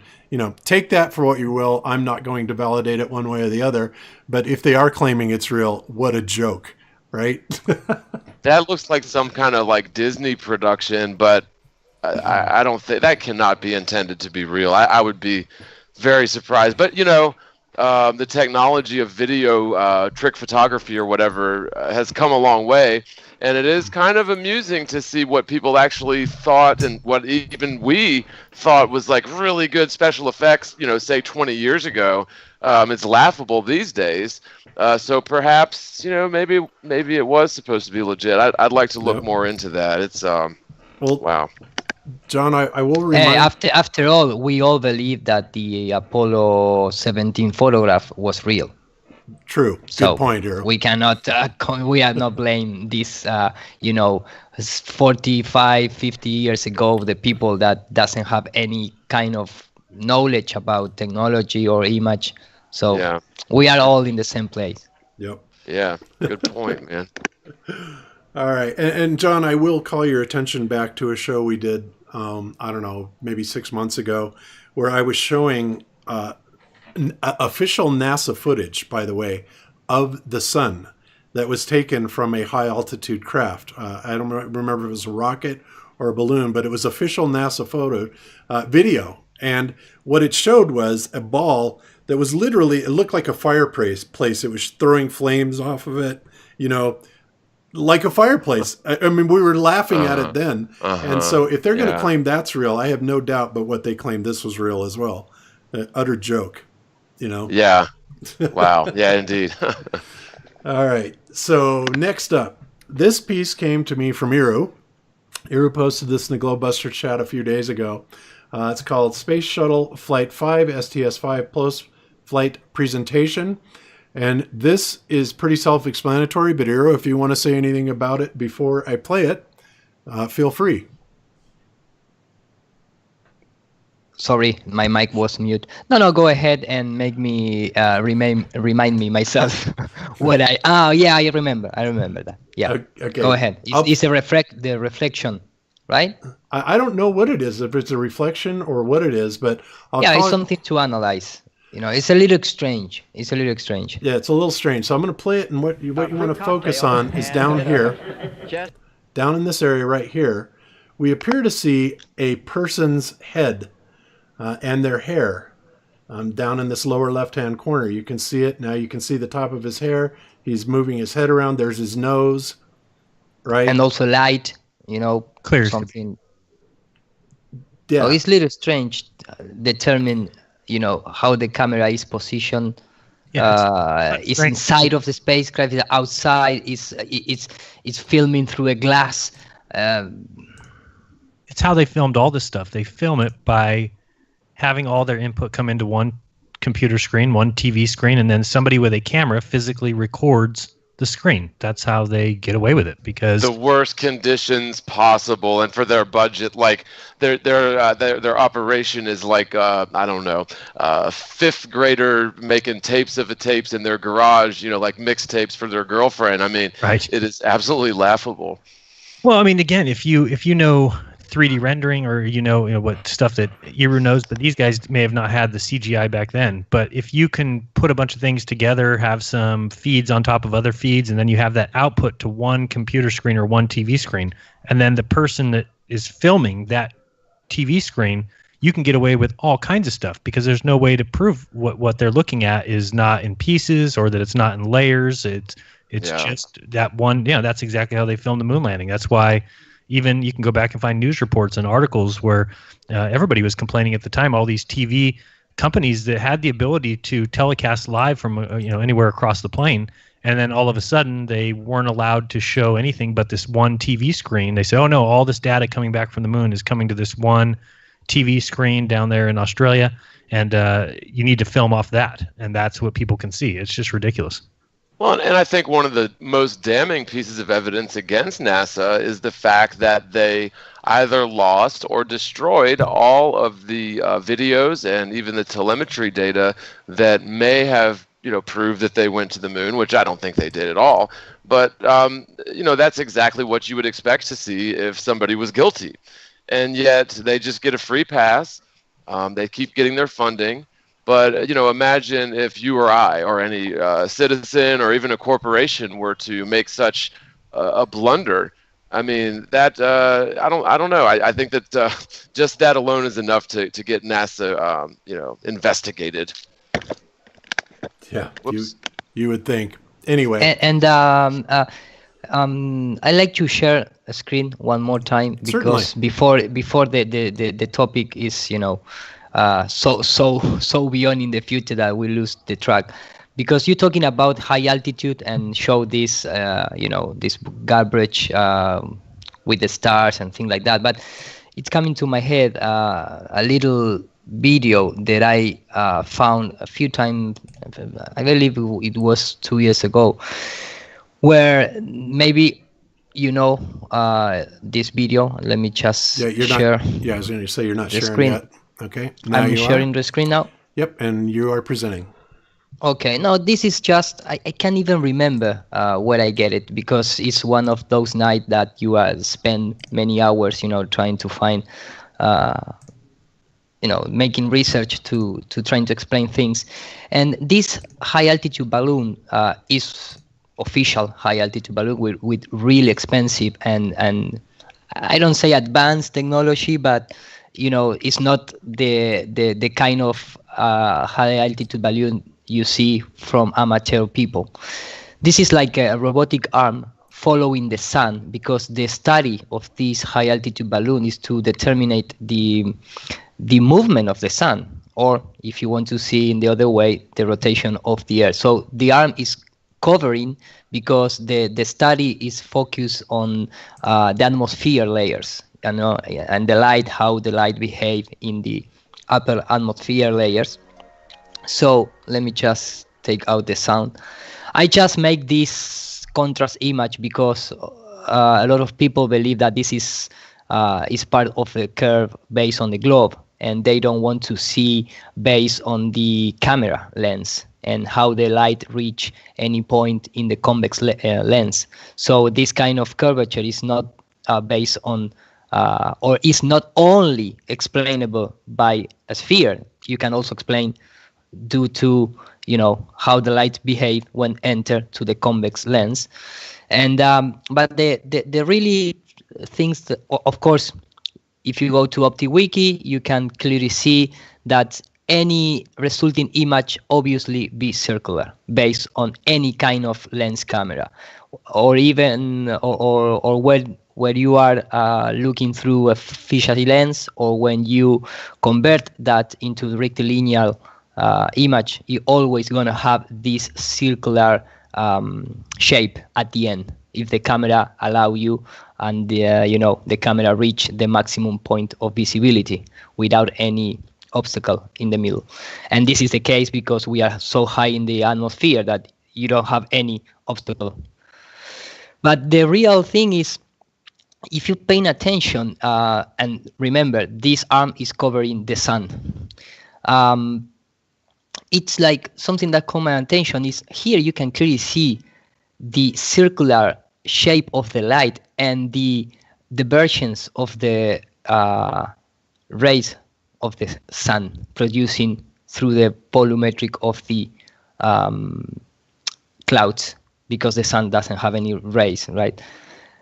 I don't know if you can see clearly here, all the circular pattern of the rays producing by the filtering of the light by the clouds. I don't know if I'm explaining myself clearly. Yeah, I can see it. I don't know how well it's coming out. I can see and it looks, you can kind of like triangulate on where the sun is approximately placed based on those convergent lines. Yes, and also something that for me it's really, let me just play again a little bit so the people maybe can see it. And also something that caught my attention is that from this height, when the suns go away, you can start seeing the light of the city, something that we never see in real time from the ISS, but they show us in post-production videos. Just it's something that, let me just here, I believe is down here, you are going to see, there you have it. This tiny point here start appearing, and this is the city lights underneath the atmosphere. And, it's just a little city down there, but it's something that to compare, The ISS never show any kind of light from the Earth. We never see something like that in real time. And, just for sharing with you and with the people in the show, something that for me at least confirmed the divergence of the light coming from the 1 point source above our plane. And I'm stop sharing. Awesome. And so did you say that that was a fisheye lens or no? I'm sorry, I didn't catch that. The camera on the equipment, it has a fisheye lens, and even if you then see again this part of the video, you can see another GoPro camera pointing to another direction in the same equipment. Gotcha. Because, you do have that slight curvature of the horizon from those altitudes. And, to me, it really seems like it's just your field of view is essentially going to be equidistant in all directions. And so, of course, that's going to be represented as a circle all the way around of you. Because, the horizon is more or less at eye level, regardless of your altitude, and it's all the way around you. And, yeah, even... You go ahead. I was just going to say, to add to that, I've got the GoPro Hero 5 session, which is, I think, the first GoPro camera that included a linear view, so I can flip through between, the fisheye view, and then there's one called linear, which seems to film when you kind of show out your street or something. You're like, oh, okay, that does look like it's a straight view. But I took it out to the beach one day and did a time-lapse of the ocean. I was trying to do a time-lapse much like we saw with Skunk Bay. And when I took that back home and played it, you can see a clear curvature of the horizon, which is, again, this was taken from the beach level. It's certainly not curvature, but it tells you that even the linear function on the GoPro Hero 5, and linear is supposed to be, supposed to mean that it's straight across, adds curvature because of the field of view and the fact that I think Ranty Flat Earth explained it best when you you're turning in a circle, and like you said, John, it's a radius of a circle. Your eye line is a radius, and therefore you can only see the furthest distance straight out in front of you, and your eyes and any camera, any lens is going to bring back the edges. Yeah, I mean, I definitely saw this or sort of witnessed this illusion when I was pretty young. We went out on a fishing boat and climbed up on the top of the mast, so I was a good at least 14, maybe even 18 foot above the water line. And it was a pretty clear day.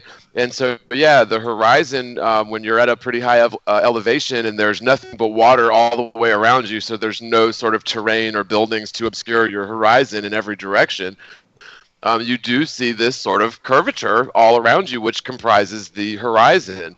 And so that does really, it creates the illusion of curvature.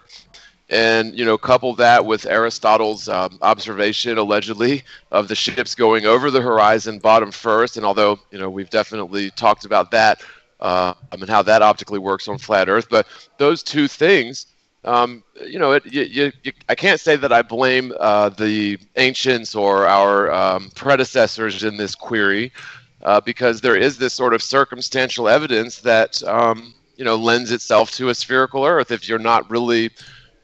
if you're only humoring the sphere Earth, right? Yep. I totally agree. Fair enough.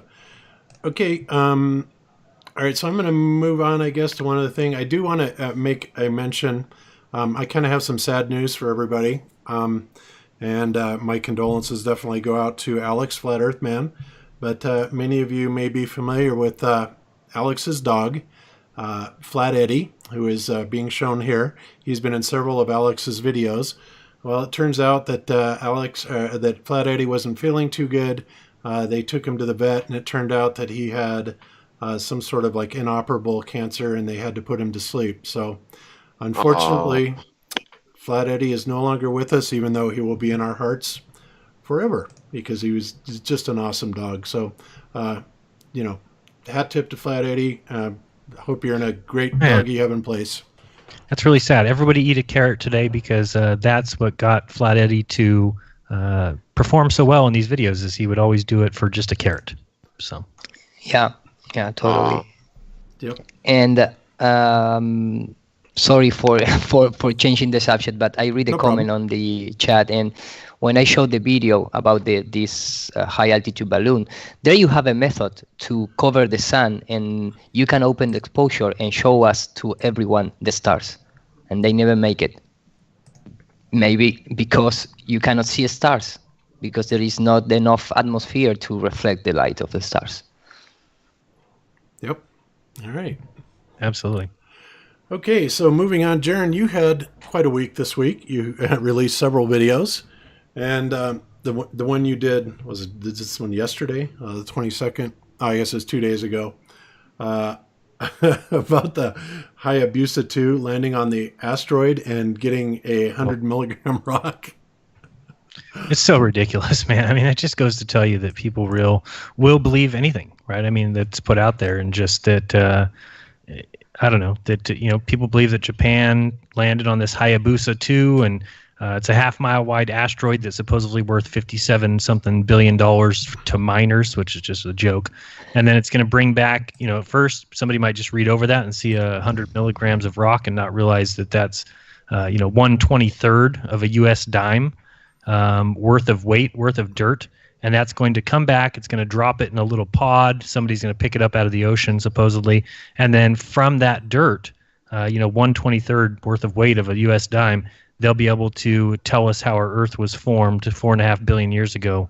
And yeah, truly, people will believe anything that the mainstream news puts out there. So yeah, I had to do it. And of course, somebody's going to go back and verify this, of course. Right. It's just and the thing that gets so sad about all these space missions is how easy it would be to fake. And it's just when you've got all these guys around computer screens that are looking at nothing but data, you can see the CGI behind them. That there's no other option. I mean, how you cannot see how easily this would be to fake. And again, you can just type in Japan, and it's the #1 result you'll get.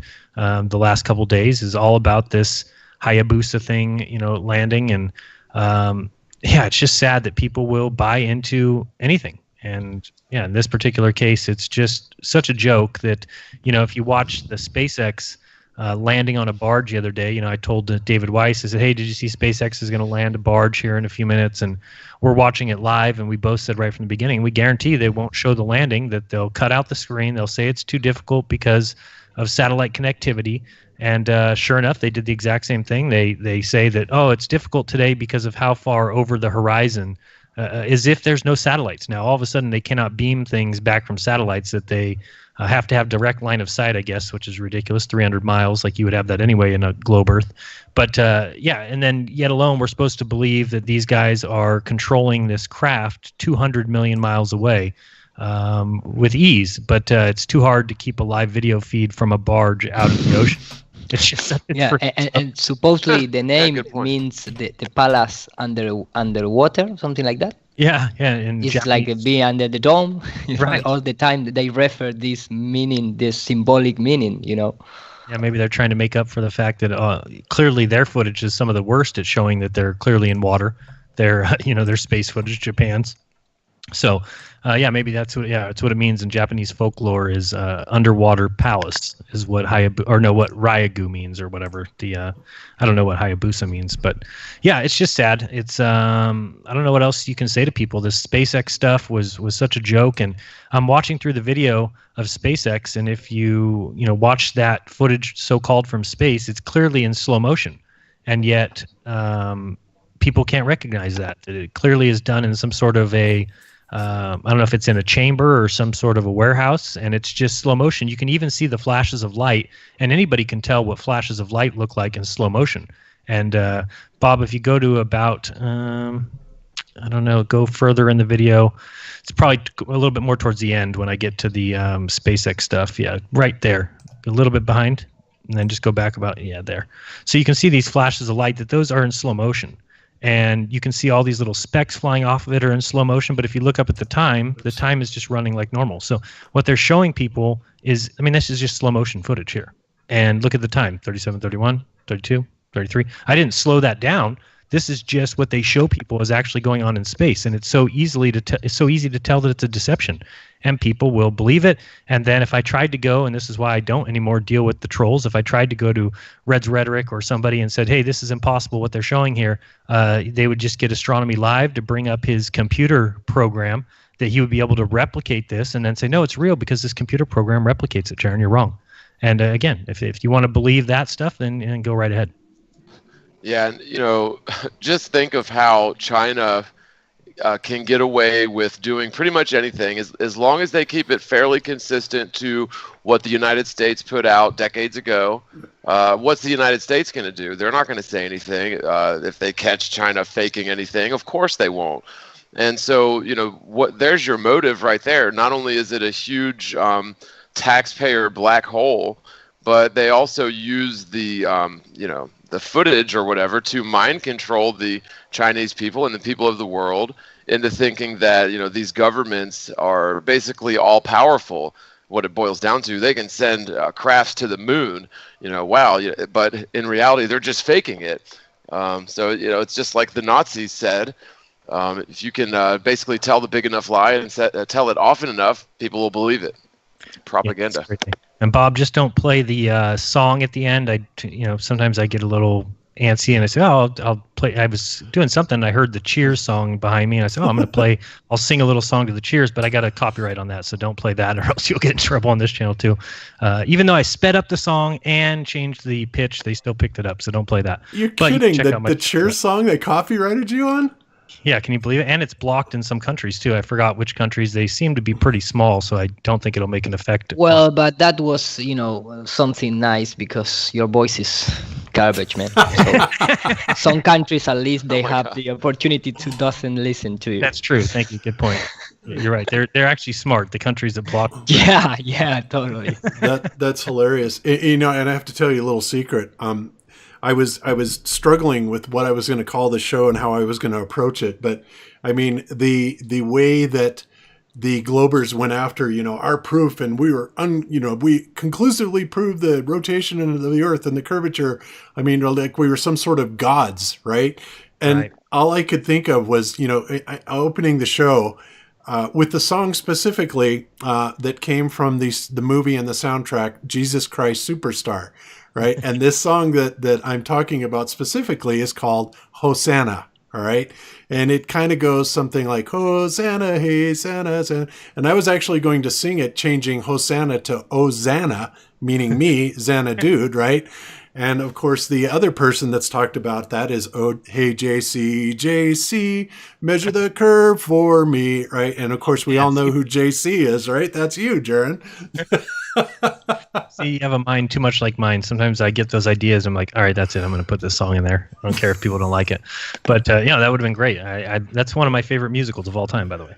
Yeah, I really like Jesus Christ Superstar a lot too, but I was just thinking Hosanna would have been perfect, Hosanna and Hey JC, because we're legend now, right? Right. Yeah. We are their saviors. We've come to do all the science that their scientists couldn't do. Yep. Hilarious. All right, let's see. One other video that you had out, you were talking about this. Now I have to tell you something about this video. Jaron came out with a video, basically talking about the stories. What was the story? That there were passenger jets going over the United States reaching ground speeds of over 800 miles an hour, right? Correct, yeah. Okay, and that is, of course, because of the jet streams or the winds of loft that we've talked about so many times that seem to be going absolutely nuts, right? Well, so Jaron came out with a video and said, look, okay, I was right. You can add these velocities up.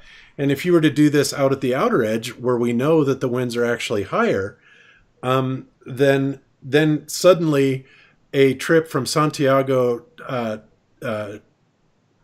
was Santiago to Sydney to Santiago. Sydney to Santiago is not so unreasonable in 12 hours, right?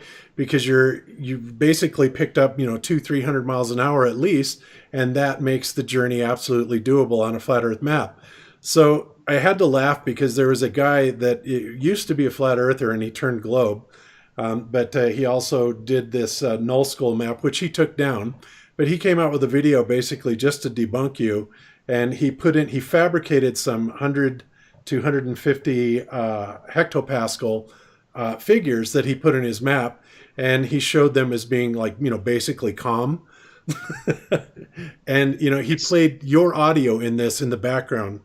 I just went, wow. Yeah, it's just such nonsense. And what I tried to get across in the video, and I'm not sure I did, is that we have no idea. I'm certainly not making claims as to this plane is actually going 10,000 miles or this plane is actually going 8,000 miles, because we simply don't know what the layout is down there. And what I wanted to point out is with these winds that you really have no idea, especially because on this site you can't really check the winds at any higher. I think 250 hectopascals is 33,000 feet. So, but if you look at 70, which is the next option to the right, that particular hectopascals would be well above 60,000 feet. And if you, click there for a second. Yeah. So see down there where it says height, you can go ahead and pause it for a second, Bob. Where it says height there, they have 1,000 hectopascals all the way up to 500. Well, 500 is about 20,000 feet or thereabouts. 250 is 33,000 feet, and then 70 would be about 60,000 feet. So really, there is no way to check the winds or the speed of those jet streams unless you're looking at exactly 33,000 feet. Well, what I wanted to try to convey to people is that these planes actually jump into these jet streams. That's how they fly. That's how the flight plan is created. It's all done through these jet streams. The computers know how to do it. They know how to predict it, days in advance. And so really at 35,000 feet or 40,000 feet or 42,000 feet, we wouldn't know. And for anyone to say that they're calmer, I've clicked that 70 before back when this thing worked. And the 70 had higher winds, and that was it. Like I said, that would be 60,000 feet, which would be kind of ridiculous because no plane is up there. But we know that those jets, even the 787 Dreamliner ER version, I think is what Qantas uses to take that flight. That plane has a height limit of like 45,000. So they could be even up 10,000 feet higher than we know. And they're going to be at whatever level carries them the quickest. So they're going to catch the winds wherever they are, and that's what these planes do. So again, I'm not making any claims about how far that distance is. All I'm trying to tell people is that it's very easy for those planes to go over the quote-unquote speed of sound. And then also in that article, one thing I forgot to point out is that article said, thank goodness for everybody on the plane that the plane isn't actually going over the speed of sound, which is, again, another kind of ridiculous statement because I believe even if the plane did go faster than the speed of sound, nobody in the plane would even notice it. Yeah, well, wouldn't it leave the boom behind it? Well, yeah, but theoretically, it would not be able to take it. Now, whether or not that's true or not, I don't know. I'm certainly no aerodynamic expert, but the theory is that what's different about the Concorde? The swept wing design primarily is what you see. The difference between a general aviation aircraft and supersonic aircraft is the supersonic aircraft have the swept wing design. Okay, gotcha. Yeah, and I don't know if this Qantas plane. I know that it looks like, and maybe I'm wrong, but some of the Concorde planes, they have like almost like a stick that comes out of the nose of the plane. I don't know what you call that. You know what I'm talking about, Bob? Yeah, that's where they put the pitot tube, where they actually measure the airspeed from. A lot of the time, sometimes they'll also mount it directly under the wing. Oh, I thought it was something that was indicative of a plane that goes faster than the speed of sound. Like it's it comes right out the nose, it sticks out long. Yeah, I know what you're talking about. I may be wrong because obviously I don't know, but I always thought that it was for what's called a pitot tube or being able to measure the airspeed. But I may be totally wrong because I certainly don't know that much about supersonic aircraft design. Right, yeah. It usually looks like the Concorde had like a pointed nose. It was almost pointed a little bit down from level. Yeah. But anyway, so I just wanted to show people that, because we said that long ago, Bob. You and I were talking about that. I asked you questions about it, talking about, whether or not the speed of sound was actually the plane going through the wind, or if it had a whole bunch of winds moving at that same speed, 250 miles per hour, could then the plane fly at below Mach inside those winds? And you told me yes, and then to see this article come out, and I just wanted to point out to people that planes can grab this wind. And again, if we don't know the speed of those winds, like we said, they could go up to 250 miles per hour. It says or higher, meaning that they probably do go higher. And yeah, there's certainly, think of the winds that are, I think it said that a flight from Boston to New York usually takes 2 hours. And because of those winds in the north right now, it's taking 1 hour and 20 minutes. So you can just see that that's almost cutting that flight in half. So really, if that's the truth, then when you look at the distance that we hear that planes are actually going in the south, it's feasibly possible that they could be doubling that distance. Again, I'm not making that claim that they are. I'm just saying it's possible, and it's something we need to look at. And again, you wouldn't know. Nobody would know. Not the pilot, nobody. The plane is just simply going to keep a certain speed going. Yeah, and they would follow GPS directions, which the matrix of these GPS maps is a heavily guarded secret that, I guess it's that one standard, the name of the matrix escapes me, but it's that you guys know. But anyway, yeah, isn't that funny that they could potentially be making those journeys that have led to Tiger Dan and Flat Earth Asshole to essentially jump ship because of that one single point. Right. Yeah, exactly. And in fact, the Antarctic flight are the ones who they call random flight, because they determine the route based on the weather report of that day, for example. Right. And they don't even use the globe map. They use a square grid down Antarctica, so it's totally different. And something that always confused me is there is because one of the and I'm talking about the transpolar flight, which of course they are not flying over the pole. In fact, they are flying around 2,000 kilometers from the coast of the Antarctica. But supposedly the transpolar flight that it's supposedly taking less time than the regular flight. And there is you can find it in the YouTube, because one of the first flight was made by an Argentinian company, and you can see and you can find the actual flight with the pilot in the cabin, and they talk about they take 18 hours from Argentina to Sydney doing the transpolar route. Right. And it's and the pilot shows the flight route and show they are fly over the 60 degrees parallel. So why it's taking 18 hours to reach that? Yeah, and I even think that if you're going that direction, you can still catch the winds aloft. That's the thing, is it's not that the faster speeds do take place going east, which again makes no sense on a globe, as the Earth would be spinning in that direction, and how you could have speeds going faster than that spin in that direction is insane.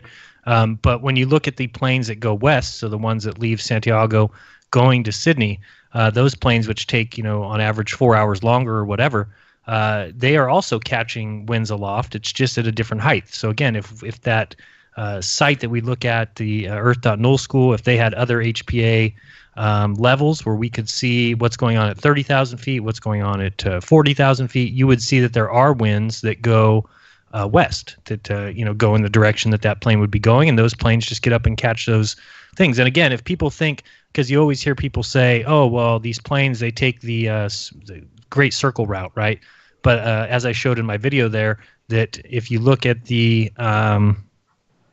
flight paths that these planes take, it's always different. It doesn't always go right over the middle of New Zealand. It sometimes goes north of it, sometimes goes south of it, sometimes goes off the middle of it. And all that, I think, is decided by where the current jet streams are, and the plane has to get up in those jet streams and get going. And again, it takes a different route, and I'm sure flies in those jet streams. That's the way that it makes up that time.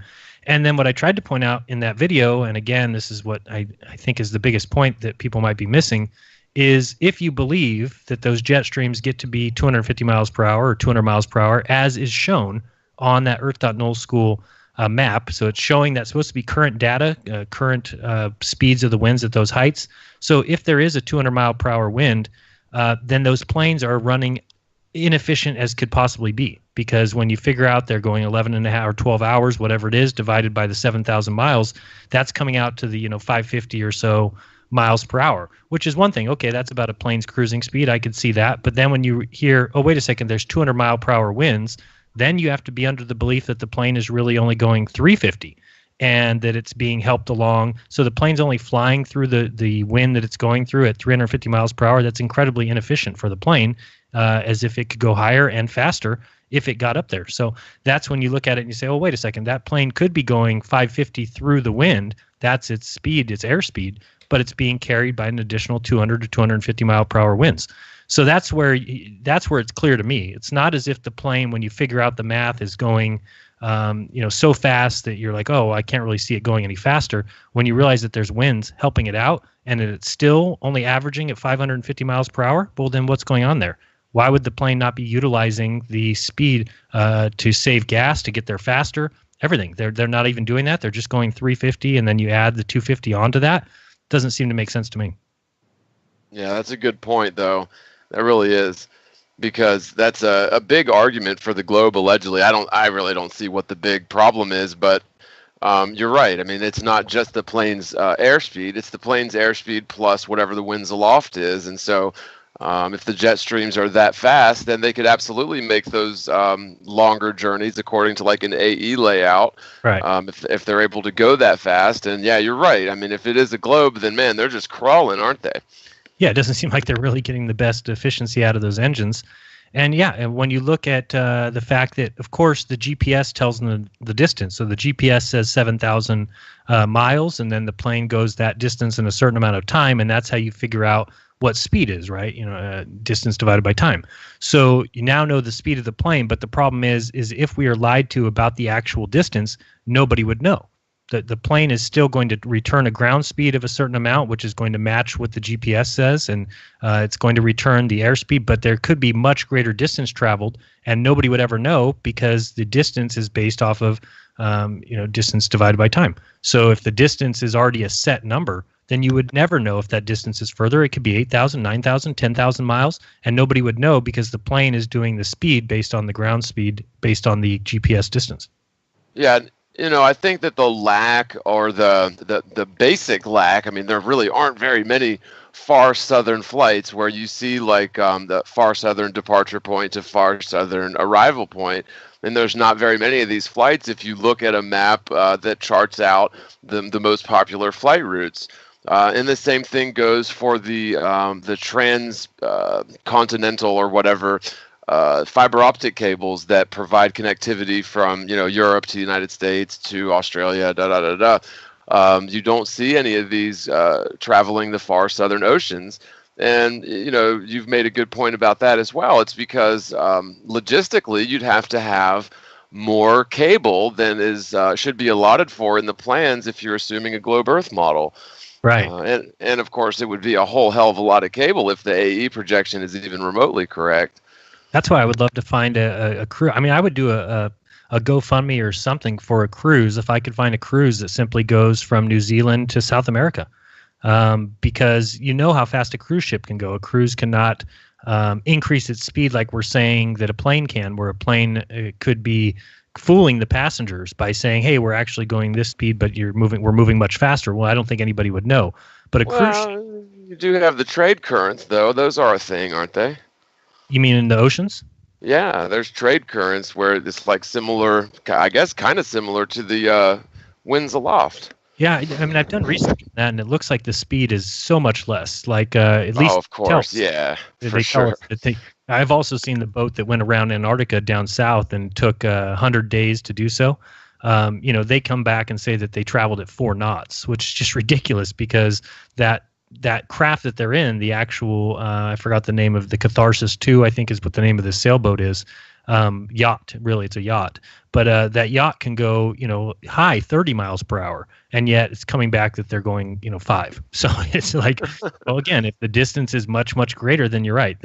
So I don't know how fast that southern current is moving, but yeah, all boats that circumnavigate the Earth go east because, again, that's the way that the currents go.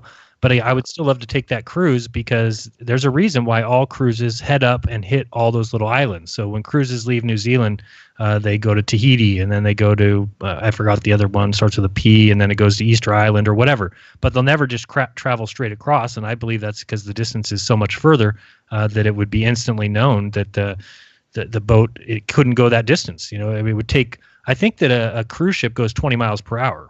Like max, that's the most that it can do. So even if it's traveling at 24 hours a day at that speed, that's still only about 500 miles per day.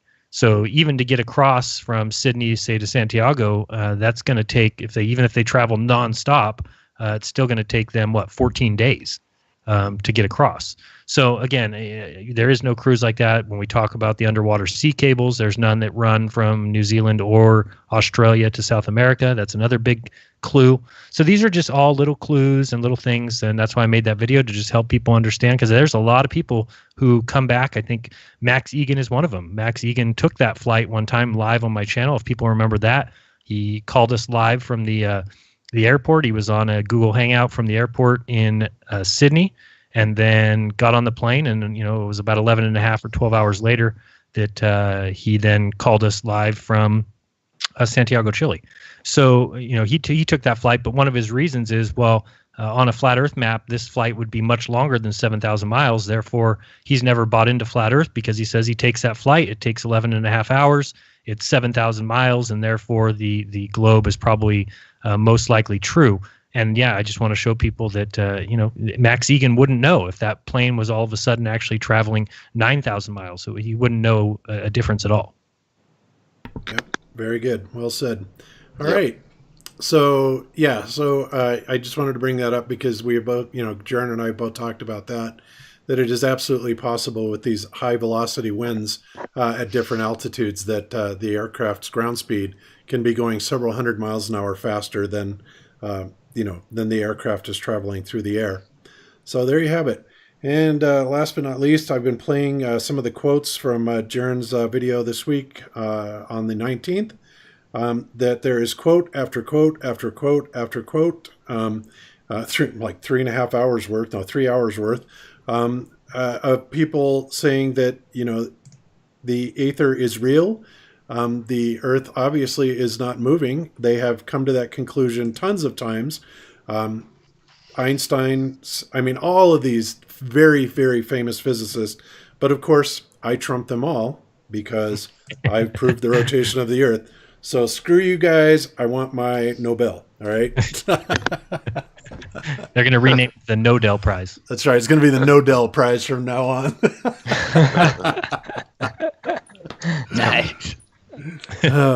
So yeah, hopefully everybody checked out David Weiss on the SGT report. That was David and Marty Leeds. That was really good. Yeah, there you go. So check that out. That was a great video, and a lot of props to Sean, who does a lot of hard-hitting videos, and definitely went out on a limb here with his how many subs does he have? Over 537,000.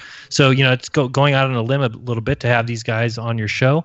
So props to him for at least looking into it and understanding some of the arguments and definitely agreeing. I know he doesn't think anybody went to the moon, and anybody who does, like I said, that's up to you. You can believe that if you want. Yep, and 250,000 views on it, no less, and a higher than 10-to-1 up to down ratio. So in other words, his audience loved it. They ate it up. It has a super high view rate for only being out for a few days. So you know what? Again, Flat Earth's catching on, and Marty and David did a stellar job of representing the Flat Earth. Is that the one called "They Wouldn't Lie to Us About This," or what's the title of it? Yeah, it's right there. They wouldn't lie to us about this. Yep. Gotcha. Okay, cool. So there you have it. All right, guys. Well, that wraps it for me. I don't have anything else to talk about. So I'm going to go ahead and take it around one more time for everybody, and then we're going to call it a show. So, Ira, we'll go ahead and throw it up to you first, and let everybody know what you're doing down there in Argentina now that you've been back. Well, we have the next weekend, 2 and 3 of March, we have Flat Earth meeting, and in a city called Columbus. So this it's not a conference in terms of, like the conference like we did in United States, or even my conference in Barcelona, because it's not inside a theater, it's an open space outside, just for, meet and know each other. But that news was picked up by the media, and they make viral here in Argentina. So we start having issues like, a few people start a campaign to sign and don't let the flat earthers have their meeting and things like that. It's crazy because you say, man, we are just regular people in a free country under democracy. We are Argentinian people. We have laws that supports free, free people traveling and walking and be together in our same country. So why we cannot, be together and talk about flat earth or whatever topic you want to talk? So, but that is the level of hysteria and craziness that the people have with this topic. And that is a red flag, because nobody believes that. If I know that if so many people get and start talking about unicorns or ghosts or whatever, nobody's going to complain that. But if you want to talk flat earth, the people turn crazy and do all this kind of stuff. And but we're gonna have it. So I'm going to record live, and some people from Vice are going to come to this conference. So we're going to try to be prepared, so nothing nothing happen in terms of tell another story. And we are growing so fast here in the Spanish community with the flat earth. And I'm keep doing videos. Tomorrow I'm gonna uploading a video with to my English channel, so I hope you like it. And the same thing as always, trying to debunk the heliocentric model. Yep, beautiful, Iru. Okay, and for those of you that are not familiar with Iru's English channel, it is in the featured channels on the Globebusters homepage, so you can go there and get a link directly to it. And yeah, super, Iru. I'm glad to hear that, because you're doing a great job. Oliver Ibanez is doing a fabulous job. In the Spanish-speaking community, you guys are just knocking them dead out there. And we got a lot of talent in the community, and it's really going places. Even Oliver has a channel with more than 300,000 subscribers, and anytime he posts a video, immediately reach the 15,000, 100, 400,000 views. And of course, he has a lot of criticism because he is followed by a lot of opposition people. But doesn't matter. I mean, the algorithm in the YouTube is not working so well with his channel. So that is the level of that the Spanish community are contributing to this topic. Yep, beautiful. Yeah, he's doing a great job, and you're right. He's got a lot of subs, so super. All right, well, thank you, Iru. We appreciate your joining us today, and. So I will go ahead and move around to John the Morgile. John, what you got coming up this week? Yeah, got a video in the works right now. I'm going to hopefully finish it up today, or definitely sometime this week for sure. And so heads up on that. And got some new content on the Morgile channel, so don't forget to check that out. And yeah, great show, guys. As always, it was a lot of fun and had a blast. And thanks so much to the live listeners and everybody out there in the chat. Love you guys, and we'll see you soon. All right, beautiful. Thanks so much, John, for that. And last but certainly not least, Jaron, what do you got coming up this week? Some fun stuff, but thanks everyone for watching. As always, thank you mods, thank you Karen B, and all others. We do appreciate you guys so much, and thank everyone who tunes into the show. I do have some videos coming this week. One coming that may shock you about some of the laws and lies that we're told in this world. What if I told you, and this will only work for people in the United States, it won't work out of this country, but what if I told you that you can send any letter or any postcard to anyone in the United States for 2 cents, 2 pennies, and you can send anyone outside this country any letter or postcard for 3 cents. So I'm going to explain exactly how you do that and the reason why it's legal and the reason why they've hid it from you.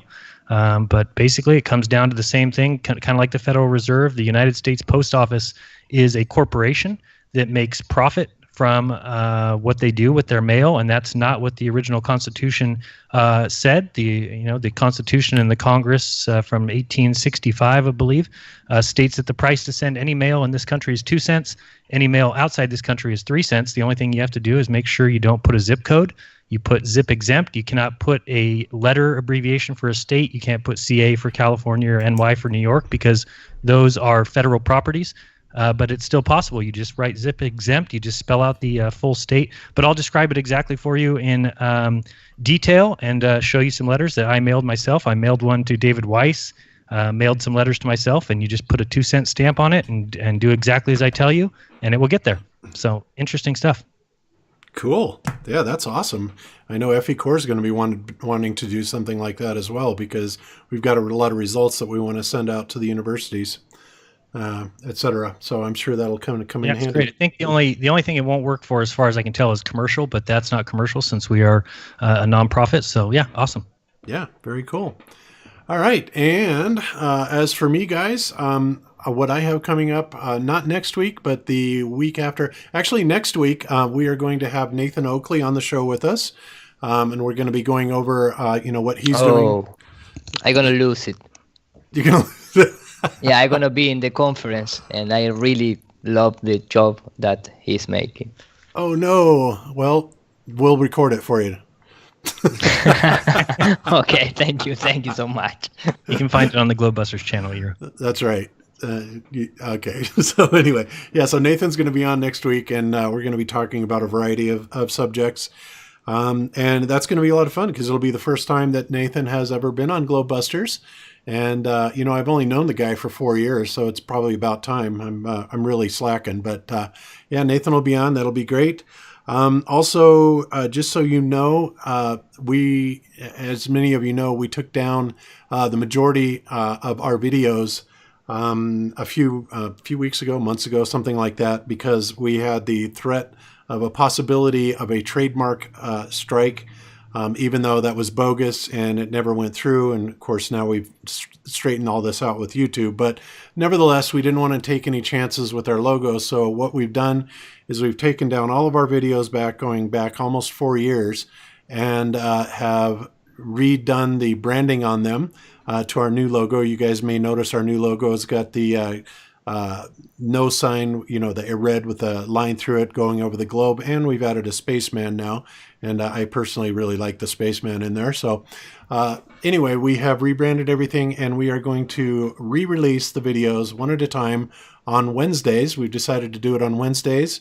I'm not exactly sure what time yet, but on Wednesdays we'll be premiering videos from the past. I think we're going to kick it off with one of my favorite shows called Sunday Mass, which of course was the show that we exposed the nonsense that science has no idea even what mass actually is. And also one of my favorite parts of that show was where I was able to show that it was indeed Albert Einstein that came up with the Flat Earth Society's ridiculous idea that the flat disk Earth, is accelerating upwards at 9.8 meters per second. Yeah, totally. I see on the Netflix documentary. Yeah. Really is there. Yeah, it's crazy. So, that'll be premiering on Wednesday. And we're just going to kind of release them one at a time, every week, and be in the live chat with everybody, and it'll be kind of fun, something else to do on Wednesday. So you'll get Globebusters on Wednesday and Sundays from here on out. And also I want to remind everybody that we do have a 24/7 channel over on Globebusters 2, where we play some of the best content from the community, as well as some of the best excerpts from the Globebusters show. So if you are not subscribed to Globebusters 2, by all means, go over there, check it out, and we'll be probably doing some additional things on Globebusters 2 as well. I think I'm going to start doing some of my lectures on the Globebusters 2 channel.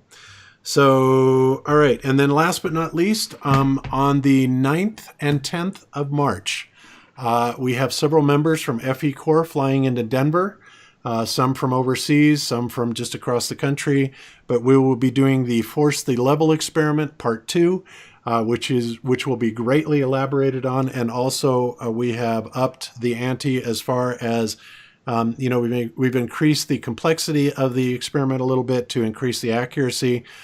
Chris Van Maitre and another surveyor here in Colorado will be doing that, and if you want to come out and observe or help, we would certainly appreciate that. Send me an email to bob@jeranism.com. Again, that's bob@jeranism.com.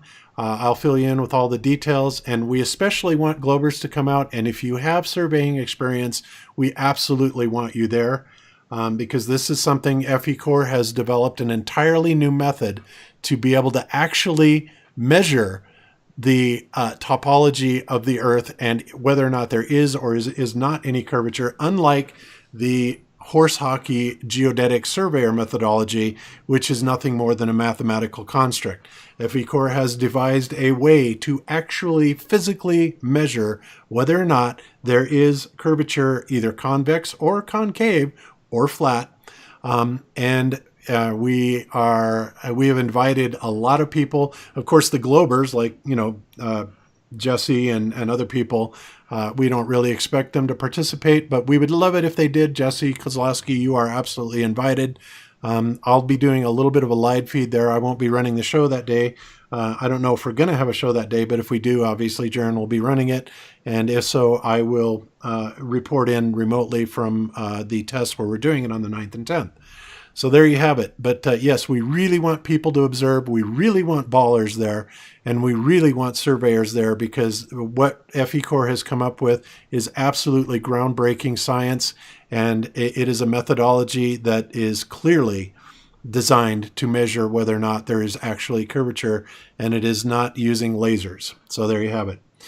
All right. That's it. We're going to call it a show, and thanks everybody for joining us. Thanks mods for keeping the chat a nice place to be. That's what we strive for, and we will see everybody next week. So until then, be good to each other. Don't lie to each other. Open your mind. There's truth inside. Peace out, everybody. Peace, y'all. Peace.